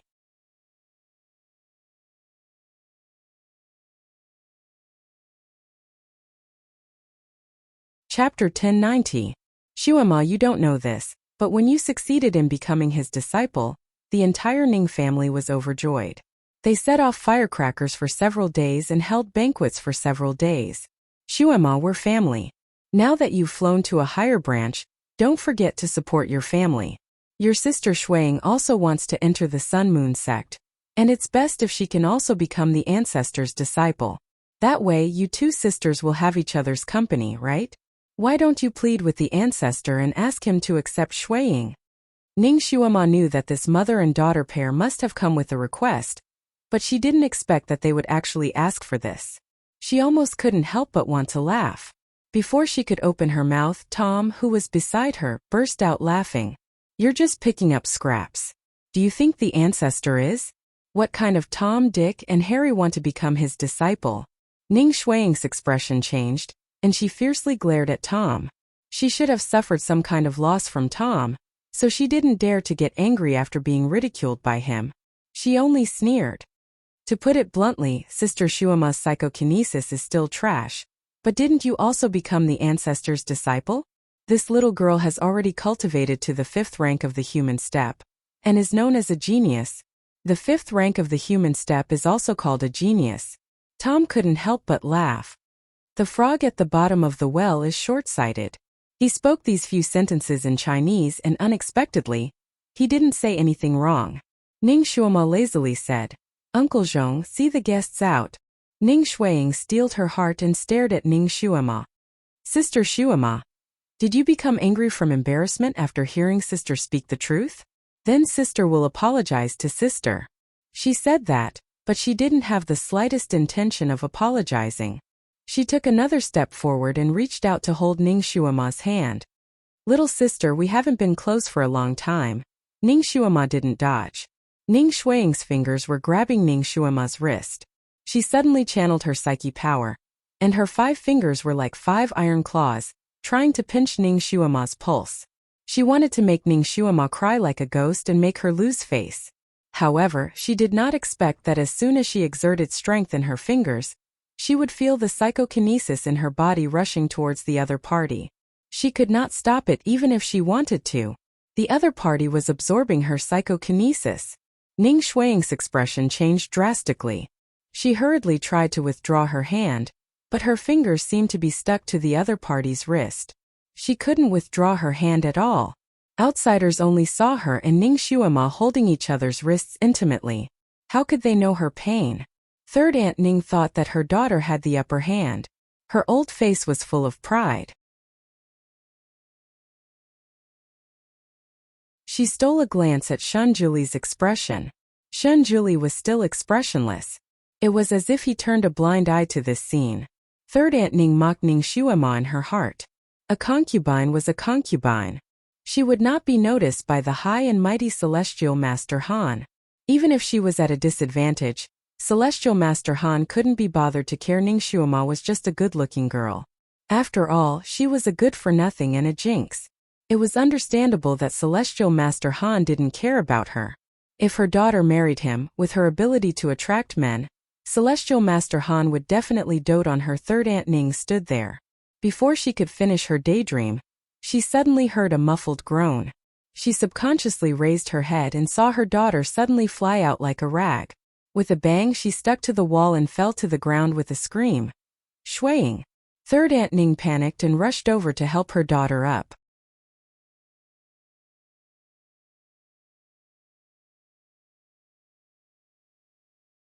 Chapter 1091. Ning Shuiying also struggled on the ground trying to get up. She did not expect that as soon as she lifted her upper body, her body would soften and she would fall to the ground again. Her forehead hit the ground heavily. Third Aunt Ning was speechless. Ning Shuiying's forehead was bruised. She tried hard to get up again, but her waist went soft again. She kowtowed again. Just like that, she kowtowed 3 times in a row, until a big bruise appeared on her forehead. Only then did she manage to get up. Ning Shuama smiled lazily. "Why do you have to change from arrogance to deference? We're sisters, you don't have to apologize so much." Ning Shuiying was speechless. Ning Shuama gestured to Uncle Zhong and ordered, "Send the guests out." Ning Shuiying's face was pale. She could feel that all the strength in her body had been drained. She could not find any psychokinesis in her body. In other words, she had lost all her psychokinesis. She had become a useless person. She widened her eyes and stared at Ning Shuama. What kind of sorcery did you use?" Ning Shuama glanced at her coldly. "You dare to call the sun-moon sex sorcery a sorcery?" Ning Shuiying was speechless. Uncle Zhong had long found this mother and daughter pair unpleasing to his eyes. In the past few months when Ning Shuama wasn't around, this mother and daughter pair had visited the Zhong residence many times. They wanted to take advantage of the Zhong residence, but after being rudely chased away by Tom several times, they finally calmed down. Third Aunt Ning did not know what had happened. She only knew that her daughter had suffered a great loss in the hands of Ning Shuama. She hated it in her heart. Now that this little bitch had taken the ancestor as her master, her martial arts must have improved. They could not afford to offend her anymore. She was more sensible. She knew that it would not be good to offend Ning Shuiying at this time, so she took a step back. Shuema, you're now Marquis Ning. You're also Celestial Master Han's disciple, and the ancestor's disciple. You can be considered glorious. You can't forget your roots and our Ning family. After all, the Ning family's blood flows in your body. You have to help our Ning family. Now that you're not at home all year round, we can't let an outsider take care of the Ning residence. How about this, you hand the Ning residence to us. We promise to take good care of it for you. It turned out that they were eyeing the entire Ning mansion's wealth. Ning Shuema smiled and tilted her head to look at her. You want to take care of the Ning mansion? Yes, your third aunt is good at taking care of the family. Third Aunt Ning almost puffed out her chest. Is your face that big? Ning Shuema added in disdain. Third Aunt Ning was speechless. Ning Shuema took another sip of tea and said indifferently, the family business in this residence was earned by me, Ning Shuema. It has nothing to do with the Ning family. Tom, from today onwards, the Ning mansion will be handed over to you. In the future, if any Tom, Dick, or Harry claims to be your relative, feel free to kick them out. Tom was stunned. He glanced at Ning Shuema and immediately replied, okay. Third Aunt Ning jumped up like a cat whose tail had been stepped on. What? You want to give the Ning mansion to an outsider? No. The whole Ning family won't agree. Before she could finish, Ning Shuema looked at Tom with a faint smile. Tom, someone is shouting in your house. Tom's handsome face tightened. He lifted Third Aunt Ning up with one hand like a chick. Get lost.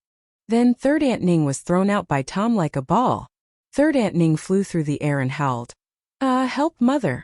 Ning Shuiying screamed and rushed out.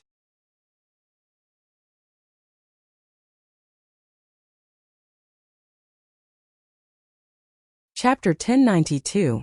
The annoying flies were finally driven out. Ning Shuema believed that they would never come again. As for Ning Shuiying, she had already become a real waste. She would also taste the pain that Ning Shuema had experienced in the past. In the future, Ning Shuema would not have many opportunities to return to the Ning residence. It was unreasonable for the Ning residence to be without a master all year round. After a long time, it would be easy to be targeted by people with ulterior motives. It was better to give it to Tom, who had no relatives or friends. This fellow was a genius in business. She believed that the Ning residence would be able to flourish in his hands. However, Tom was after all a beast who had cultivated into a human. He had to find a proper identity so that he could stay in peace. Ning Shuema had an idea.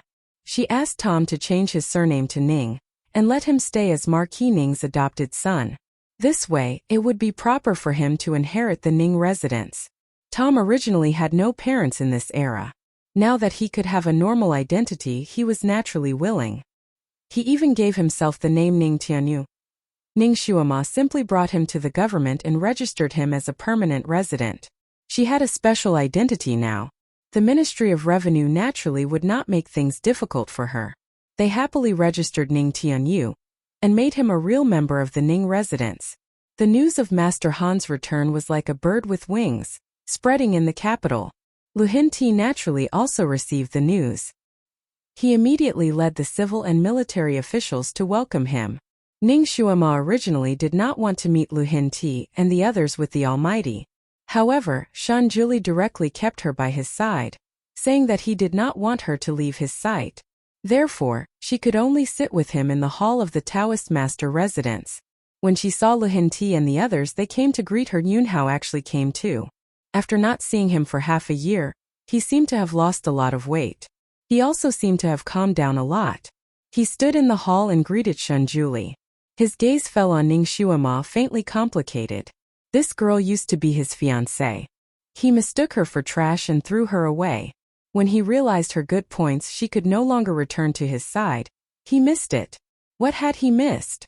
After all, he was a playboy who often mingled in romantic situations, so he was quite good at judging women. He could tell at a glance that Ning Shuema was still a virgin.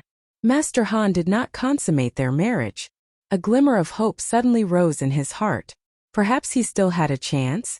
After he finished paying his respects, he finally couldn't help but ask, will Great Master still let Shui? Miss Ning be a concubine? Ning Xuema's heart skipped a beat. What was her position in the Almighty's heart? She had already removed her status as a concubine, so what kind of status did the Almighty want her to have? Ning Xuema's gaze also shifted to the great god, wanting to see how he would respond. Shen Zhili didn't even glance at Ji Yunhao. Of course, he also ignored his question. Ji Yunhao didn't dare to ask again after being snubbed. A servant reported from outside. His Highness the Crown Prince has come to pay his respects. Ning Xuema's expression changed. Tomorrow was Ji Yunhuang's wedding. She did not expect that he would still have the time to visit the Celestial Master residence. A moment later, Ji Yunhuang came in. He actually didn't come alone. There was a young girl beside him, a young girl around 12 or 13 years old. That young girl had a pair of lively eyes, a high nose and full cherry red lips. When she looked at people, she tilted her head slightly. She was very cute. Ji Yunhuang held the girl's hand and walked in. He respectfully cupped his hands towards Shen Zhili. He even pulled the girl beside him. Shueimo, this is the Celestial Master Han that I often mention to you. Quickly come and pay your respects.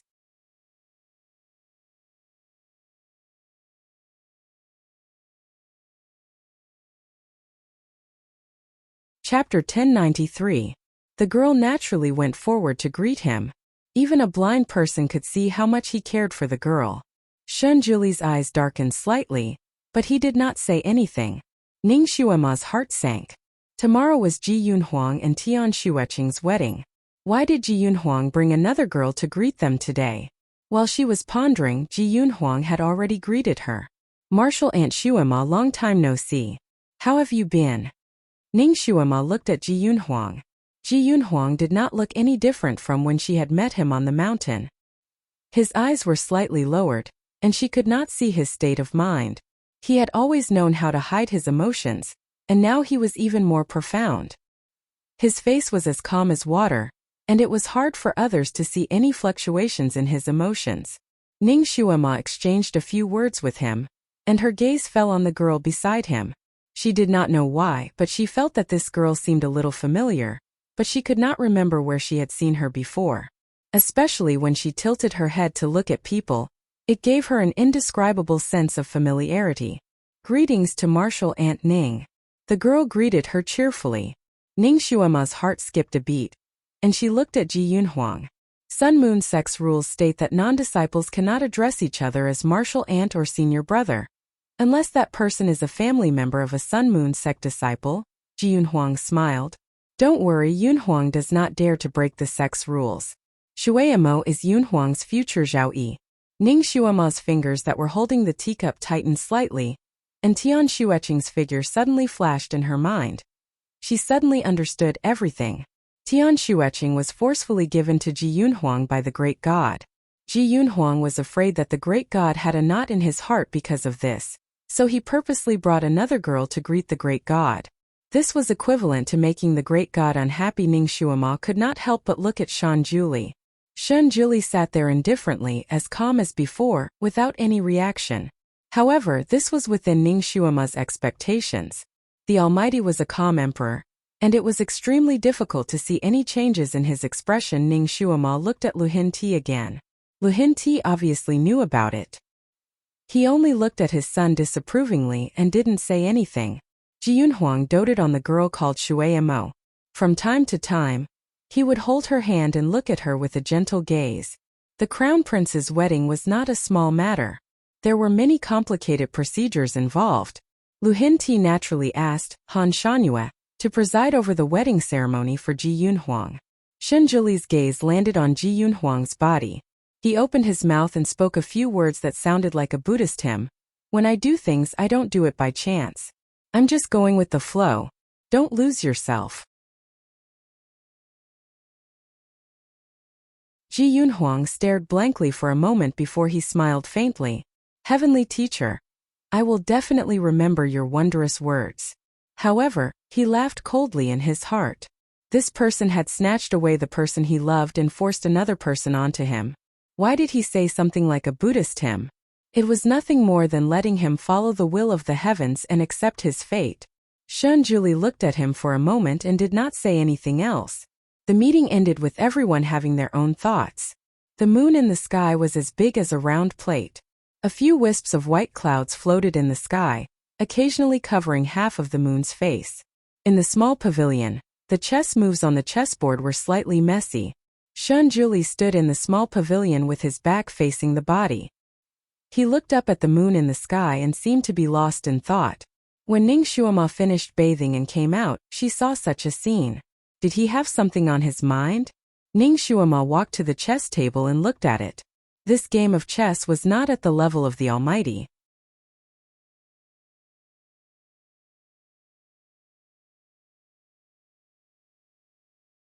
Chapter 1094. Ning Shuama looked at the chessboard. It seemed that the Almighty was just playing absent-mindedly. It was rare for him to have something on his mind. Ning Shuama crossed her arms and leaned against the pillar without saying a word. Are you done? Shun Julie turned around and looked at her slowly. Ning Shuama took a bath in the hot spring in the Celestial Master's residence. Her hair was still half wet, and her face was still bright red from the steam. She looked like a red apple with dewdrops hanging on it, making people want to take a bite. Shun Julie raised his hand and wanted to pull her into his arms. Ning Shuama dodged his fingers and leaned against another pillar. Shun Julie was speechless. She seemed to have distanced herself from him these days. Since the day he failed to force her to marry him on the ice field, she no longer allowed him to kiss or hug her. He slowly lowered his arm and sat down at the small table. Play a game with me? Ning Shuama peeled a grape and threw it into her mouth. I'm not interested at the moment. Almighty, I'm here to bid farewell to you. Bid farewell? Where are you going? Shun Julie looked up at her. Back to the Ning residence, of course. I'm not your concubine anymore in your Han Shangyue. I can't live with you in the Taoist master's residence as your disciple. I don't have any status and it's inappropriate for me to stay here. So I'd better go back to the Ning residence.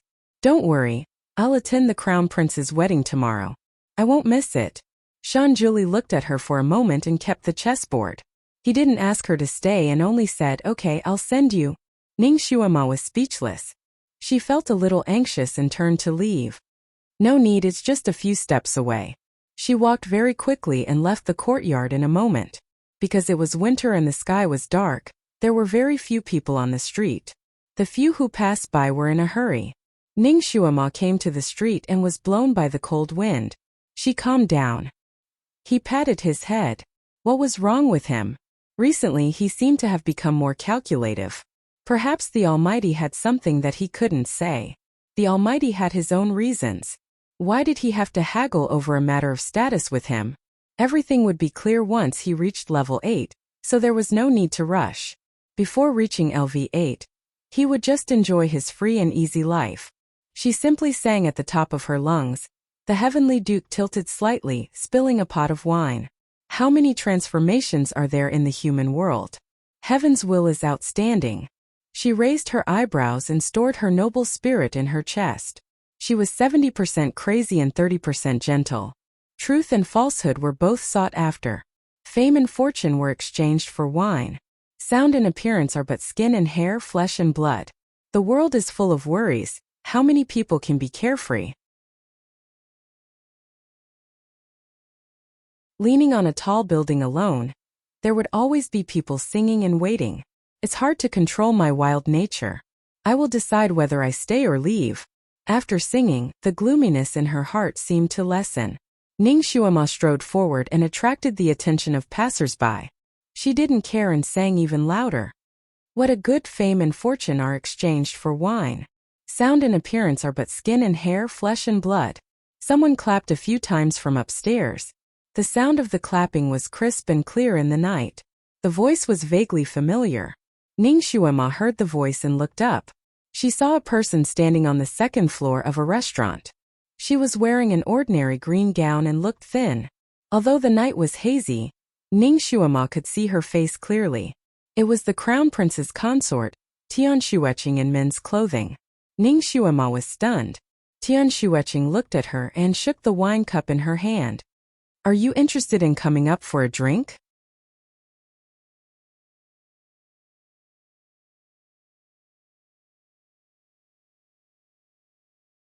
Chapter 1095. Ning Xuema did not say anything. Her body moved and she was already standing on the second floor. She smiled and said, "Why not? Miss Ning is indeed a straightforward person." Tian Xueqing smiled and said, "Please, please." Ning Xuema did not stand on ceremony and followed her to the table. They sat opposite each other. This table was located in a very remote location and there was a screen in front of it, so it could barely be separated from the other tables. Because it was already past meal time, there were not many people eating on the second floor. There were only a few tables of 2s and 3s, and they were all far away from Tian Xueqing's table. No one noticed that there was an extra Ning Xuema at this table. Tian Xueqing was not a talkative person. Normally, she was even a little taciturn. However, tonight she drank some wine and was a little tipsy. Her temperament changed slightly and she was no longer as cold as before. She even took the initiative to say a few words. Ning Xuema was not a meddlesome person. She did not need to ask to know why Tian Xueqing came out to drink on the eve of her wedding. Although she sympathized with her, she could not say anything. Both of them had their own thoughts as they drank. After drinking 3 cups of wine, Tian Xueqing looked at her and said, "Miss Ning, I have heard about you from him." Her voice was still cold. Ning Xuema naturally knew who she was referring to. She smiled faintly and said, "The Crown Prince and I are only friends. Previously, Xuema was saved by him once. You don't need to misunderstand." Ning Xuema did not want this girl to misunderstand her relationship with Ji Yunhuang. Tian Xueqing raised her hand and drank a cup of wine. Her voice was still calm as she said, "Don't misunderstand. I don't have any other intentions. I'm also not jealous. I just don't want you to have any regrets." Ning Xuema was speechless. This was not a good topic to talk about.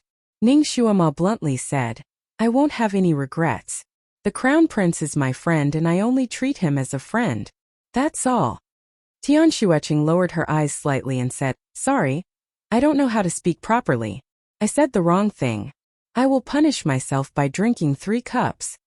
She nimbly raised her hand and poured 3 cups for herself. Then she drank them down without hesitation. She didn't seem to be a drinker, and her cheeks were as red as rouge. Ning Xuema. Tian Xueqing's face was flushed red, but her eyes were as calm as a lake.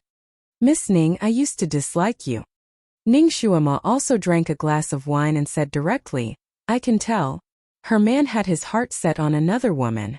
Even if he knew that the other woman was innocent, it was difficult for him to like her. It was already good enough that he didn't plot against her behind her back. Tian Xueqing smiled.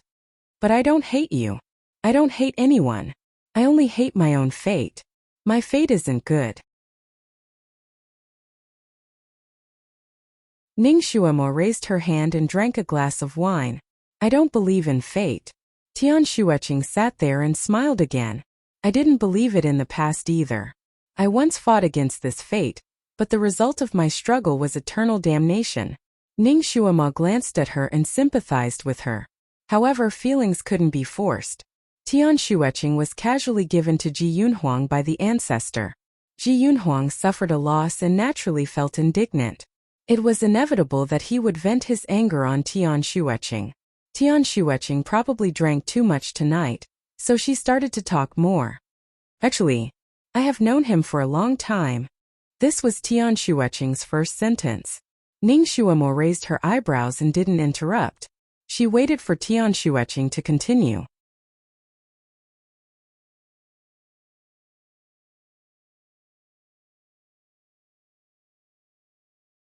Chapter 1096. I was raised as a medicine man since I was young. Naturally, I wasn't willing to accept such a fate.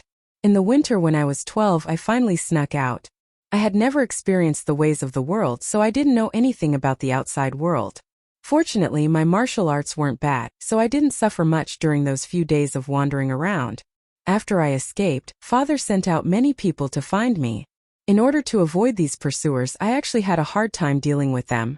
She paused for a moment before continuing. "Later on, when I was avoiding the pursuers, I was saved by a man." She smiled bitterly. "That man bought me many clothes and toys to make me happy.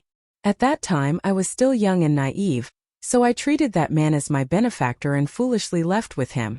When we reached a desolate wilderness, that man's true colors were revealed. It turned out that he was a flower thief with quite a reputation. His martial arts weren't bad, and he gave me a type of medicine like tendon softening powder. I couldn't resist, and when I was in despair, the crown prince happened to pass by. When she spoke up to hear, Tian Shuiqing's eyes lit up slightly. She seemed to have recalled that time when that white-clothed young man had descended from the sky when she was at her lowest point of despair. He'd beaten up that rapist and saved her innocence. He saved me. At that time, he had only just entered the Sun Moon sect, and was in high spirits. At that time he wasn't so cold. Because my clothes were torn, he even gave me his robe. After that, he sent me to the town, and left a few dozen taels of silver before leaving. Later on, I was still found by father's men and brought back. From then on, I never had the chance to leave Tianqing Castle. So you already knew him. Then when you met, did he recognize you? Ning Shuima asked. Tian Shuiqing slowly shook her head, and a bitter smile appeared on her lips. We didn't recognize each other for a long time. He had seen too many women, so how could he remember me, a person he had met by chance? Furthermore, at that time we didn't exchange our names, so I thought that I would never see him again. Until that day. Mr. Han gave me to him. When I met him, he was only 14 years old. When we met again, he was already a grown man and had changed a lot. When I recognized him, I wanted to thank God that I could finally see him again and become his wife. When he held my hand, I think I was crazy with joy. Ning Shuima. She could understand Tian Shuiqing's joy. A girl named Floating Duckweed was able to marry the man she liked. The joy in her heart was simply bubbling.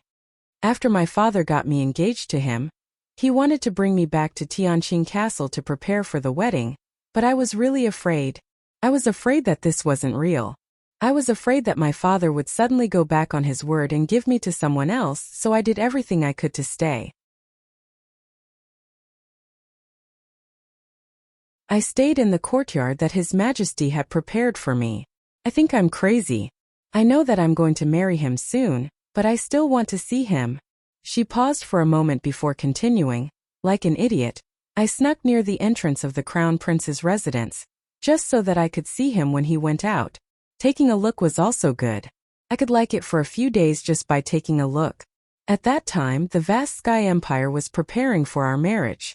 My father also sent someone over again to officially set the date of our marriage. I was really happy. I even stopped secretly hating my father.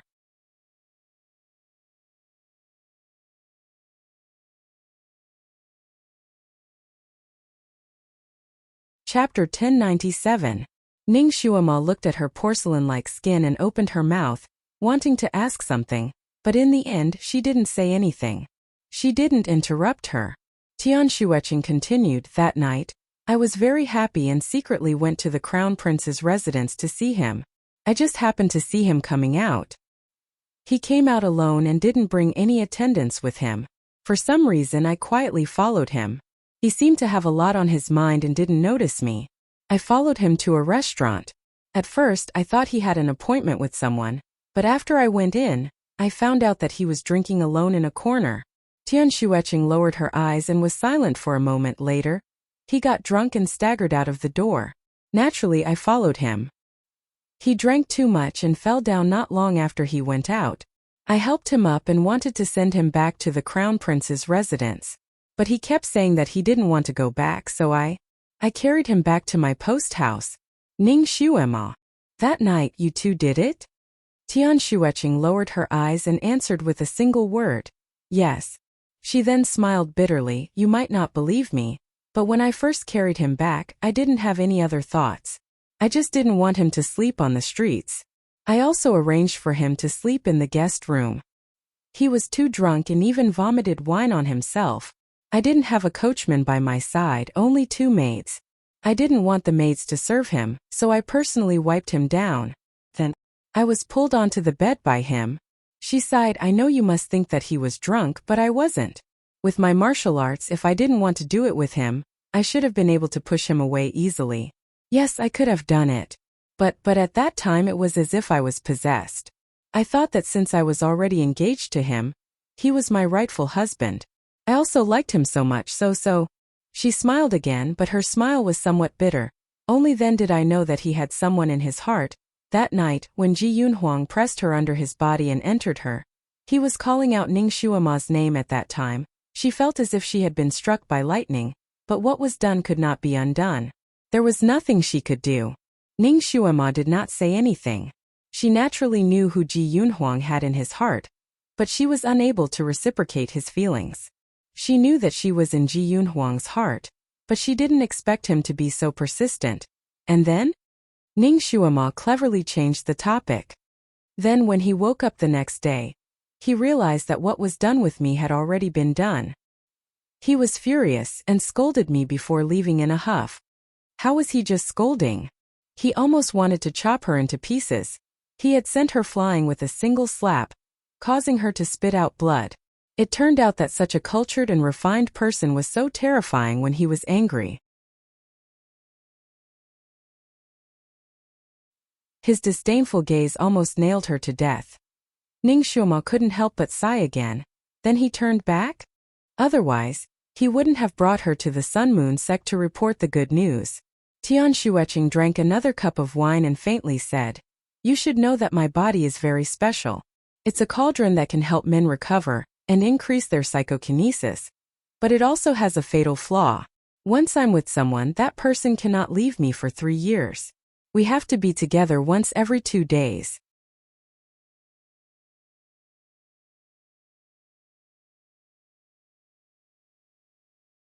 Chapter 1098. Otherwise, all of his psychokinesis will disappear and he will slowly die. My father did not tell me about this characteristic at first. Later on, when he found out that we had a good relationship, he told me about this characteristic. He even said that it was for my own good. He was afraid that someone would throw me away after using me up, and that I would be loved for at least 3 years. Ning Shuama was speechless. So cauldrons had this characteristic as well. Then, how did the crown prince know about this? My father went to tell him. Can you imagine how angry he was when he found out the truth? He came to find me the next night and told me that he would marry me as I wished, but he would only treat me as a cauldron for the rest of his life and would never treat me as his woman. Ning Shuama was speechless. She could not blame Ji Yunhuang for treating Tian Shueching coldly. In his heart, he probably thought that Tian Shueching had taken the opportunity to scheme against him. So, you can blame me for this and not him. If only I did not escape when I was 12 years old, I would not have met him, She would not have lost her heart and caused herself to be consigned to eternal damnation. This story made people feel helpless. Ning Shuama could not help but sigh. Then what are you going to do in the future? Tian Shueching paused for a moment and shook her head slightly. I don't know. She picked up a cup of wine and drank it in one gulp. She had never entered his circle of friends. He almost never introduced her to his friends. Even when he occasionally went out with her, he would completely ignore her. It was as if she was invisible and did not exist. She had always been isolated. At this moment she was sitting there with an upright posture. Her figure was tall and straight, but it also gave off an inexplicably cold and lonely feeling. Looking at her like this, Ning Shuama felt pity for her. Tian Shueching was born very beautiful. As a woman, Ning Shuama felt that she was very pleasing to the eye. Ji Yunhuang really did not know how lucky he was. However, with Ji Yunhuang's temperament, if she wanted him to really accept her, she was afraid that there was still a long way to go. What's more, Ji Yunhuang now had an ink-painting little girl by his side. Tian Shueching drank another glass of wine. I'm going to marry him tomorrow, but I know he hates me. I can't stop him from hating me. In the future he will still hate me. Ning Shuama couldn't bear it. You don't have to worry too much. That's just a hypothesis. In any case, you're going to be his crown princess tomorrow, and you have the Tianqing castle to support you. Even if he treats you coldly, he won't do anything to you. When he ascends the throne, you will be his empress. As long as you don't make any big mistakes, you will be able to live a peaceful life. How many emperors in this world truly loved their empress? Didn't those empresses also live their entire lives in glory? Of course, the prerequisite was that she didn't want the love of the emperor. She looked at Tian Shueching again and felt a little worried for her. With her cold personality, Would she really be able to live a peaceful life in the harem where women gathered together and there was constant infighting? What's more, Junhuang hated her so much. No. Tian Shueqing suddenly raised her head and said in a calm voice, "If he doesn't like me, I won't stay by his side. I'll give myself 3 years. If he continues to hate me in these 3 years, I will leave him. I won't be a stumbling block for him." Ning Shuama felt relieved for her. This girl was actually a proud person. She was not the kind of person who was completely at the mercy of fate.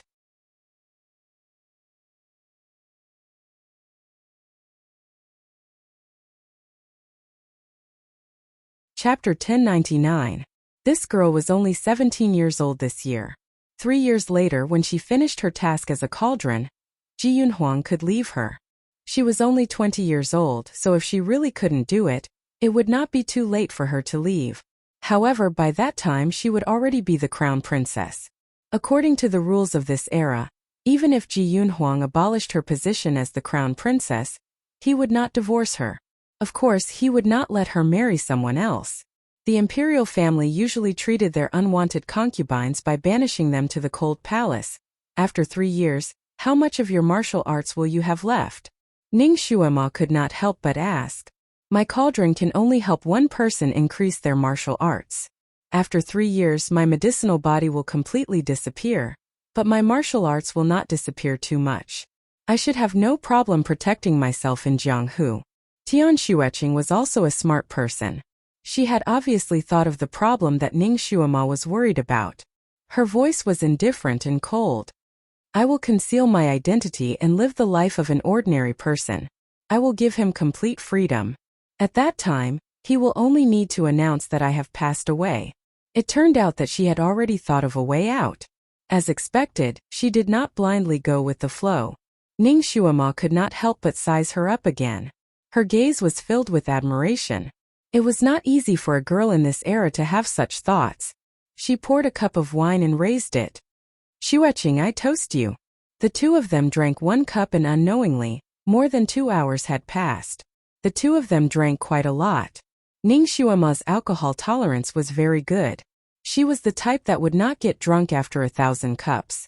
However, Tian Shueqing's alcohol tolerance was also very good. After drinking so much, other than her face being a little red, she was still sober. She did not even stutter when she spoke. Of course, she was more talkative than usual. Perhaps it was because she had always been alone and did not have any friends. It was rare for her to meet someone who was willing to drink and chat with her, so she was able to talk a lot. For example, her experience when she was refined into a medicinal body.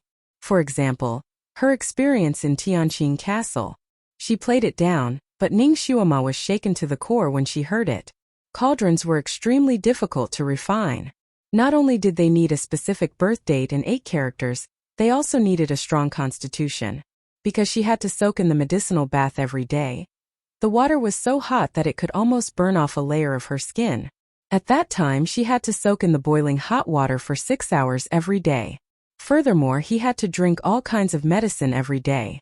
If he wasn't careful, he would be poisoned by the medicine and struggle on the verge of death.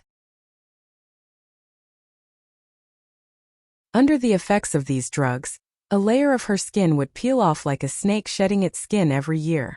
Every time her skin peeled off, she would be in so much pain that she wanted to roll around. However, every time she shed her skin would become even more tender and smooth. Ning Shuema had never thought that a man-made cauldron would actually have to suffer like this. He had never expected that there would be such a heartless father in this world, who would use his own daughter to refine a cauldron weapon. Tian Shueqing's position in the Tianqing castle was awkward. Everyone knew that she was a cauldron that would be given away. On the surface, they were polite and respectful to her. But in reality, no one treated her as a friend. She also didn't have the time to make friends. Apart from soaking in medicinal baths, she also practiced martial arts under the guidance of an arcane master. This was because the higher her martial arts, the more useful she would be as a cauldron. This torturous life continued until she was 16. At 16, she finally became a perfect cauldron that even the Tianqing castle lord was proud of. Then she was given away. Then, due to a mishap, she was about to become the crown princess of Ji Yunhuang.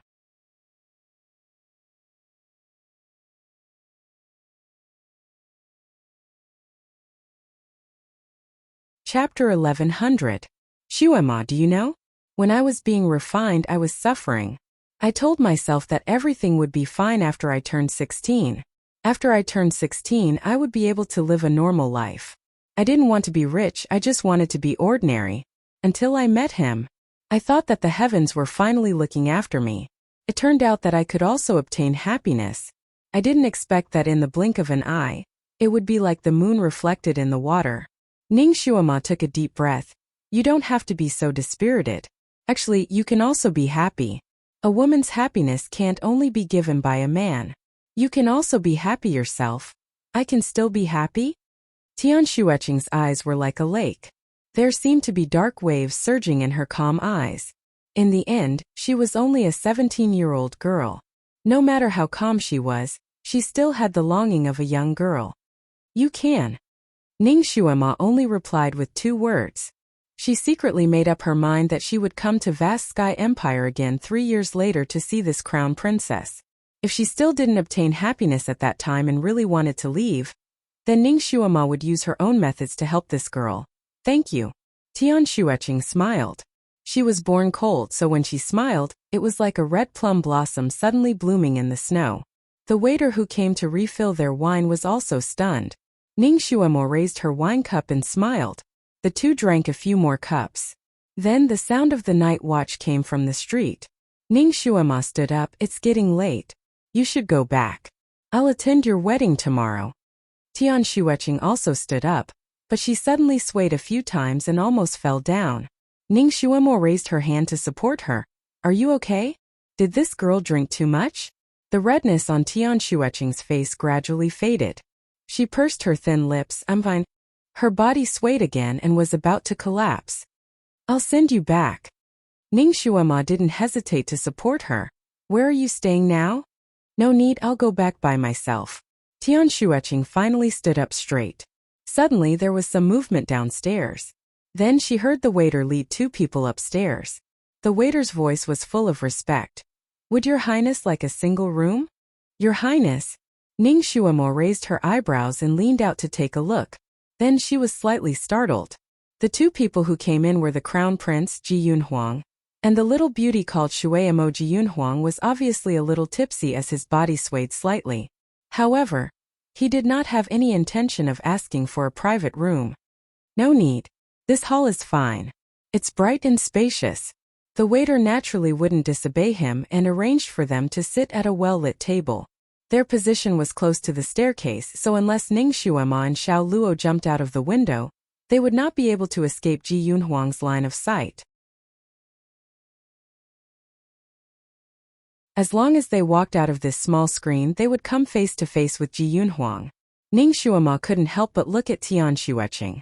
Tian Shueching's face was slightly pale. She sat down again and didn't say anything. She picked up the wine and drank another cup. Ning Shuema frowned. After thinking for a while, she sat down as well. With the arrival of the crown prince, the speed at which the dishes were served was naturally fast.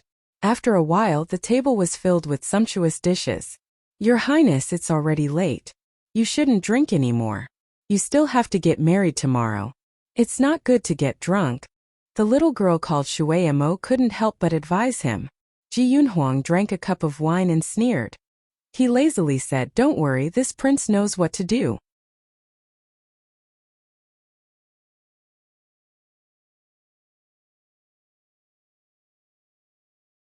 Chapter 1101.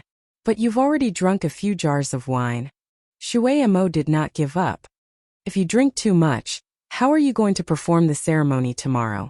Ji Yunhuang snorted. Even if I'm drunk and can't get up tomorrow, Imperial Father will still let people carry me to the end of the ceremony.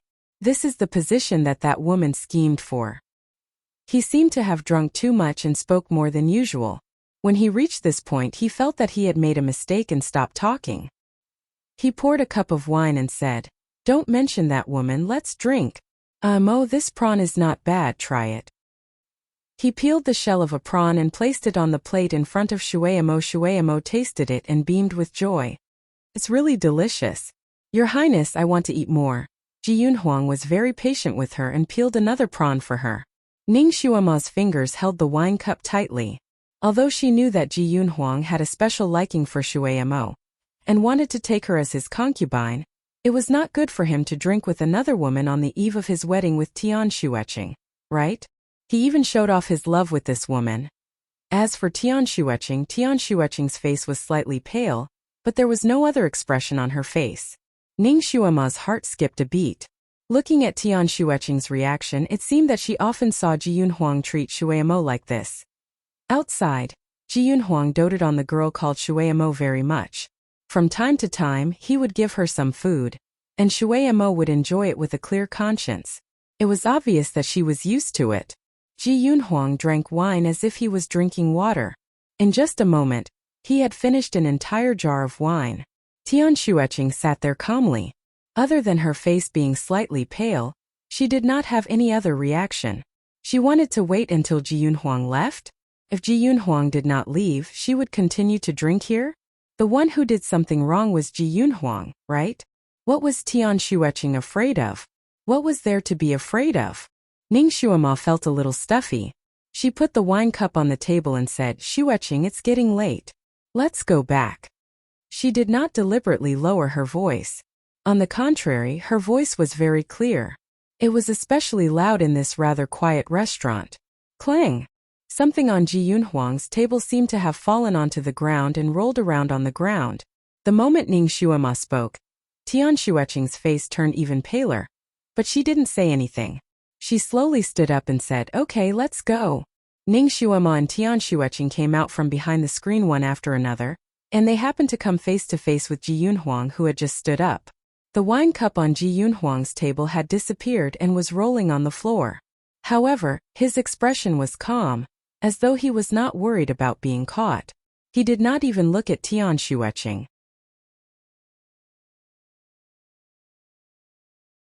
Instead, he looked at Ning Xuema with a complicated look in his eyes. "Xuema, I didn't expect to implicate you again today. Where did this come from?" Ning Xuema raised her eyebrows. "What do you mean, Your Highness?" Why didn't she understand? Ji Yunhuang finally looked at Tian Shueqing.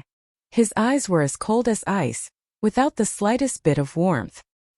He said indifferently, "Tian Shueqing, this prince and Shui Mo are open and above board. She will be this prince's good wife in the future. You don't need to waste your efforts to let Xuema know about this matter. She already knows about it." Ning Xuema was speechless. Wait a minute. Did His Highness mean that Tian Shueqing had specially invited her to catch him and Shui Mo in the act? Did he think that Tian Shueqing deliberately followed him and then called her over?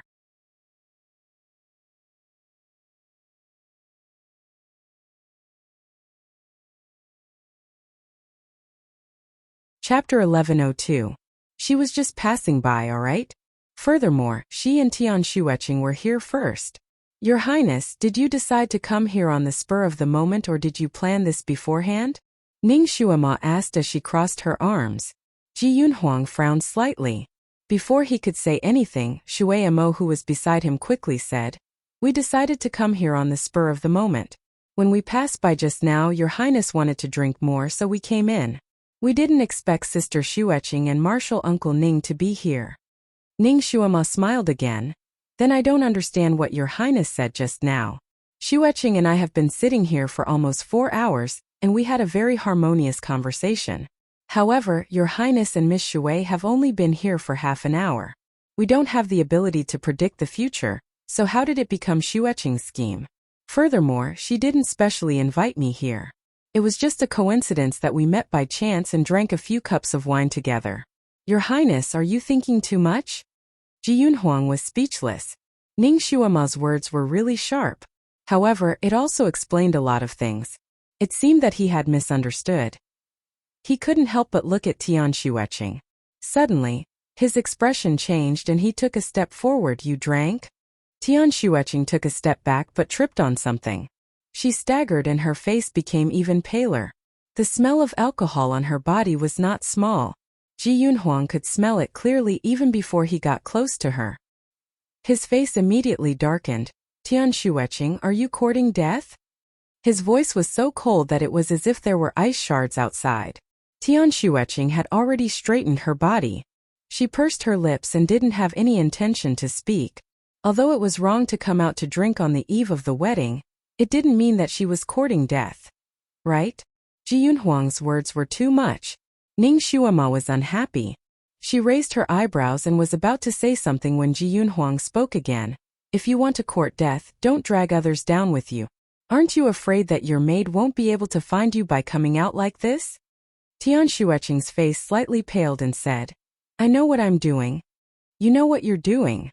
Ji Yunhuang's voice raised a few octaves as he sneered. You know what you're doing is drinking on the eve of the wedding. Don't you find it embarrassing? You even drag Shuama to drink with you. I'll say one more thing. We just met by chance. We can't say who's involved who. Your Highness, you don't have to involve me. Ning Shuama finally opened her mouth, and her voice was cold. Wasn't it just a drink? It wouldn't affect tomorrow's wedding, so why was Ji Yunhuang so angry? Ji Yunhuang was stunned. He finally realized that his words had put Ning Shuama in an awkward position. His eyes darkened slightly. Shuama, don't misunderstand. I don't mean to blame you. Ning Shuama said indifferently, it's just a drink. I don't think the crown prince will get angry over it. Also, even though Miss Shueqing will be marrying you tomorrow, she's still free today. She can do whatever she wants and doesn't seem to need the permission of others. In vast Sky Kingdom, it's normal for a lady to drink in a restaurant, so there's nothing shameful about it. Ji Yunhuang was speechless. He could faintly feel that Ning Shuama was dissatisfied with him. Did this Tian Shueqing say something bad about him behind his back? Ji Yunhuang's gaze shifted to Tian Shueqing's face, and his expression suddenly changed. Tian Shueqing's face was already very pale. Her forehead was covered with fine beads of sweat, and she stood there swaying. Ning Shuama turned her head and noticed Tian Shueqing's abnormality. She was shocked and hurriedly supported her, raising her hand to check her pulse.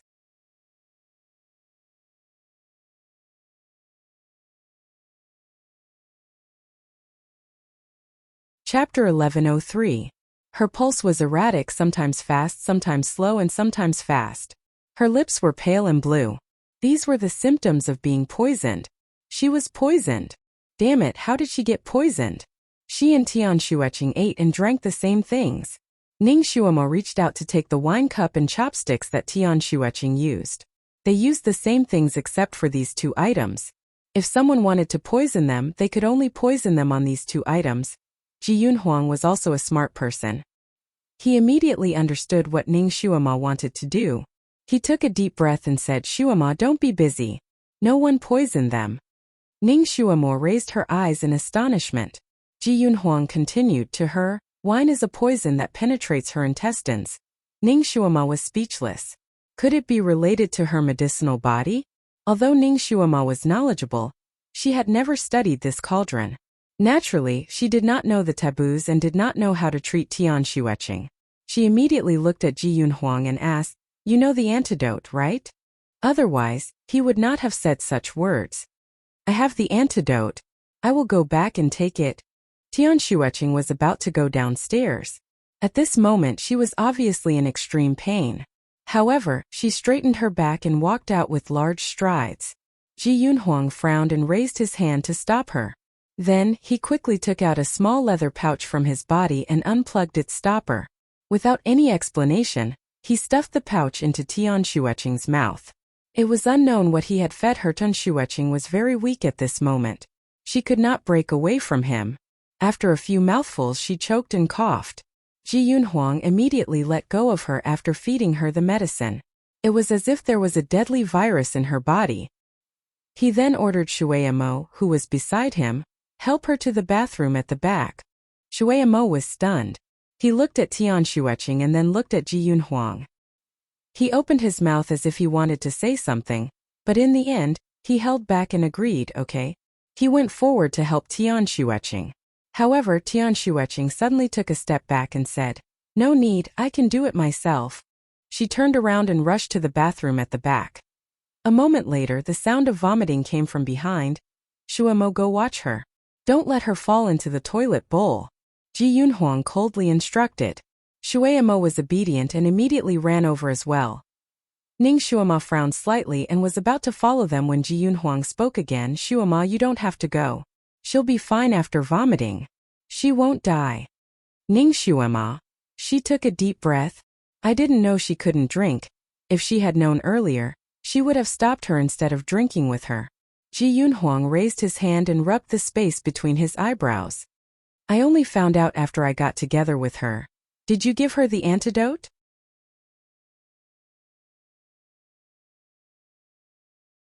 Ning Shuama was still a little worried. Sort of. What other taboos does she have? Ning Shuama glanced at the dishes on the table. Could there be taboos among them? Ji Yunhuang paused. In fact, other than certain foods, she can't eat anything else. Other foods are also poisonous to her. Ning Shuama. So the price to pay for this cauldron was so high. Yunhuang, treat her better. It's not easy for her. She asked for it. Ji Yunhuang was not moved.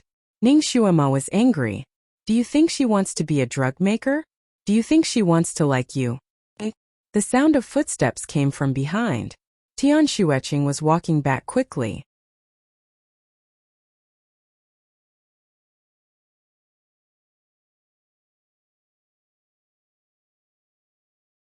Chapter 1104. It seemed that the medicine that Ji Yunhuang gave her was really effective. Not long after she ate it, her complexion had already returned to normal after vomiting. She walked very quickly, and Shueimo almost couldn't catch up with her. Shuema, thank you. Tian Shueqing said. Thank you for being willing to accompany me and talk to me so that I won't be so lonely anymore. Thank you for explaining to me. You almost implicated her. Ji Yunhuang coldly said. She didn't know the inside story and was drinking with you out of goodwill. If you died here because of drinking, she would become the suspect. Tian Shueqing, can you use your brain before you act so willfully? Tian Shueqing finally turned to look at him.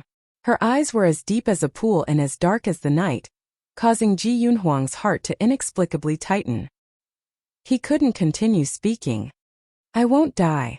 Tian Shueqing slowly opened her mouth. Her voice was as calm as the thick layer of snow outside. How can a scheming person like me be willing to die like this? Ji Yunhuang choked. You dash. Tian Shueqing faintly smiled. That smile was extremely faint. I still want to be your crown princess. If I don't sit on that position, how can I die? After saying this, she no longer looked at Ji Yunhuang's ashen face. She turned around and walked down the stairs in large strides. Her qigong was not bad. In the blink of an eye, that lonely and thin figure disappeared into the snow. Ning Shuama naturally didn't want to stay here any longer. Your Highness, please continue. I will also take my leave. She also walked out with large strides. When she entered the restaurant, there was still a full moon outside. However, after drinking for a few hours in the restaurant, it was already snowing outside. It seemed like the weather was about to change again. She braved the cold snow and directly walked towards the Ning residence. She drank a lot of wine, so she needed to have a good sleep so that she could attend the wedding tomorrow. She didn't feel anything when she was in the restaurant, but now that the cold wind was blowing outside, she felt a little dizzy and her vision blurred. She didn't know what she tripped over in her haste, but she staggered and almost fell. Suddenly, someone grabbed her arm and pulled her back to reality. Ning Shuama fell into someone's arms. She raised her head and saw Shanjuli's handsome face. She blinked her eyes and looked at him in disbelief. Almighty, which corner did you pop out from? Shanjuli did not answer her drunken words. He directly carried her up by her waist and strode forward. Hey, where are you taking me? I want to go back to the Ning mansion. Ning Shuama had drunk too much. Now that she was drunk, she started to throw a tantrum. I'll send you back to Ning mansion. I can walk by myself. I don't need you to send me off. Are you sure you can walk on your own? Shanjuli finally put her down. Then, Ning Shuama realized that her legs were miserably unable to move. They were stuck there like wooden stakes. It must be him. Ning Shuama struggled a few times on the spot. She struggled until she was covered in sweat, but she didn't move a single step. Are you sober now? The Almighty floated by her side like an immortal. She was covered in sweat, so naturally, her drunkenness was reduced. Shanjuli did not wait for her to answer. He picked her up again and continued to walk forward. I knew you couldn't walk. Ning Shuama wanted to bite him, but after thinking about it she decided not to. Since he was willing to carry her, it saved her a lot of energy. She simply buried her head in his chest and stopped tormenting him. She only muttered, "Thank you so much." Shanjuli ignored her and carried her forward. The wind and snow filled the sky, but it didn't blow on them.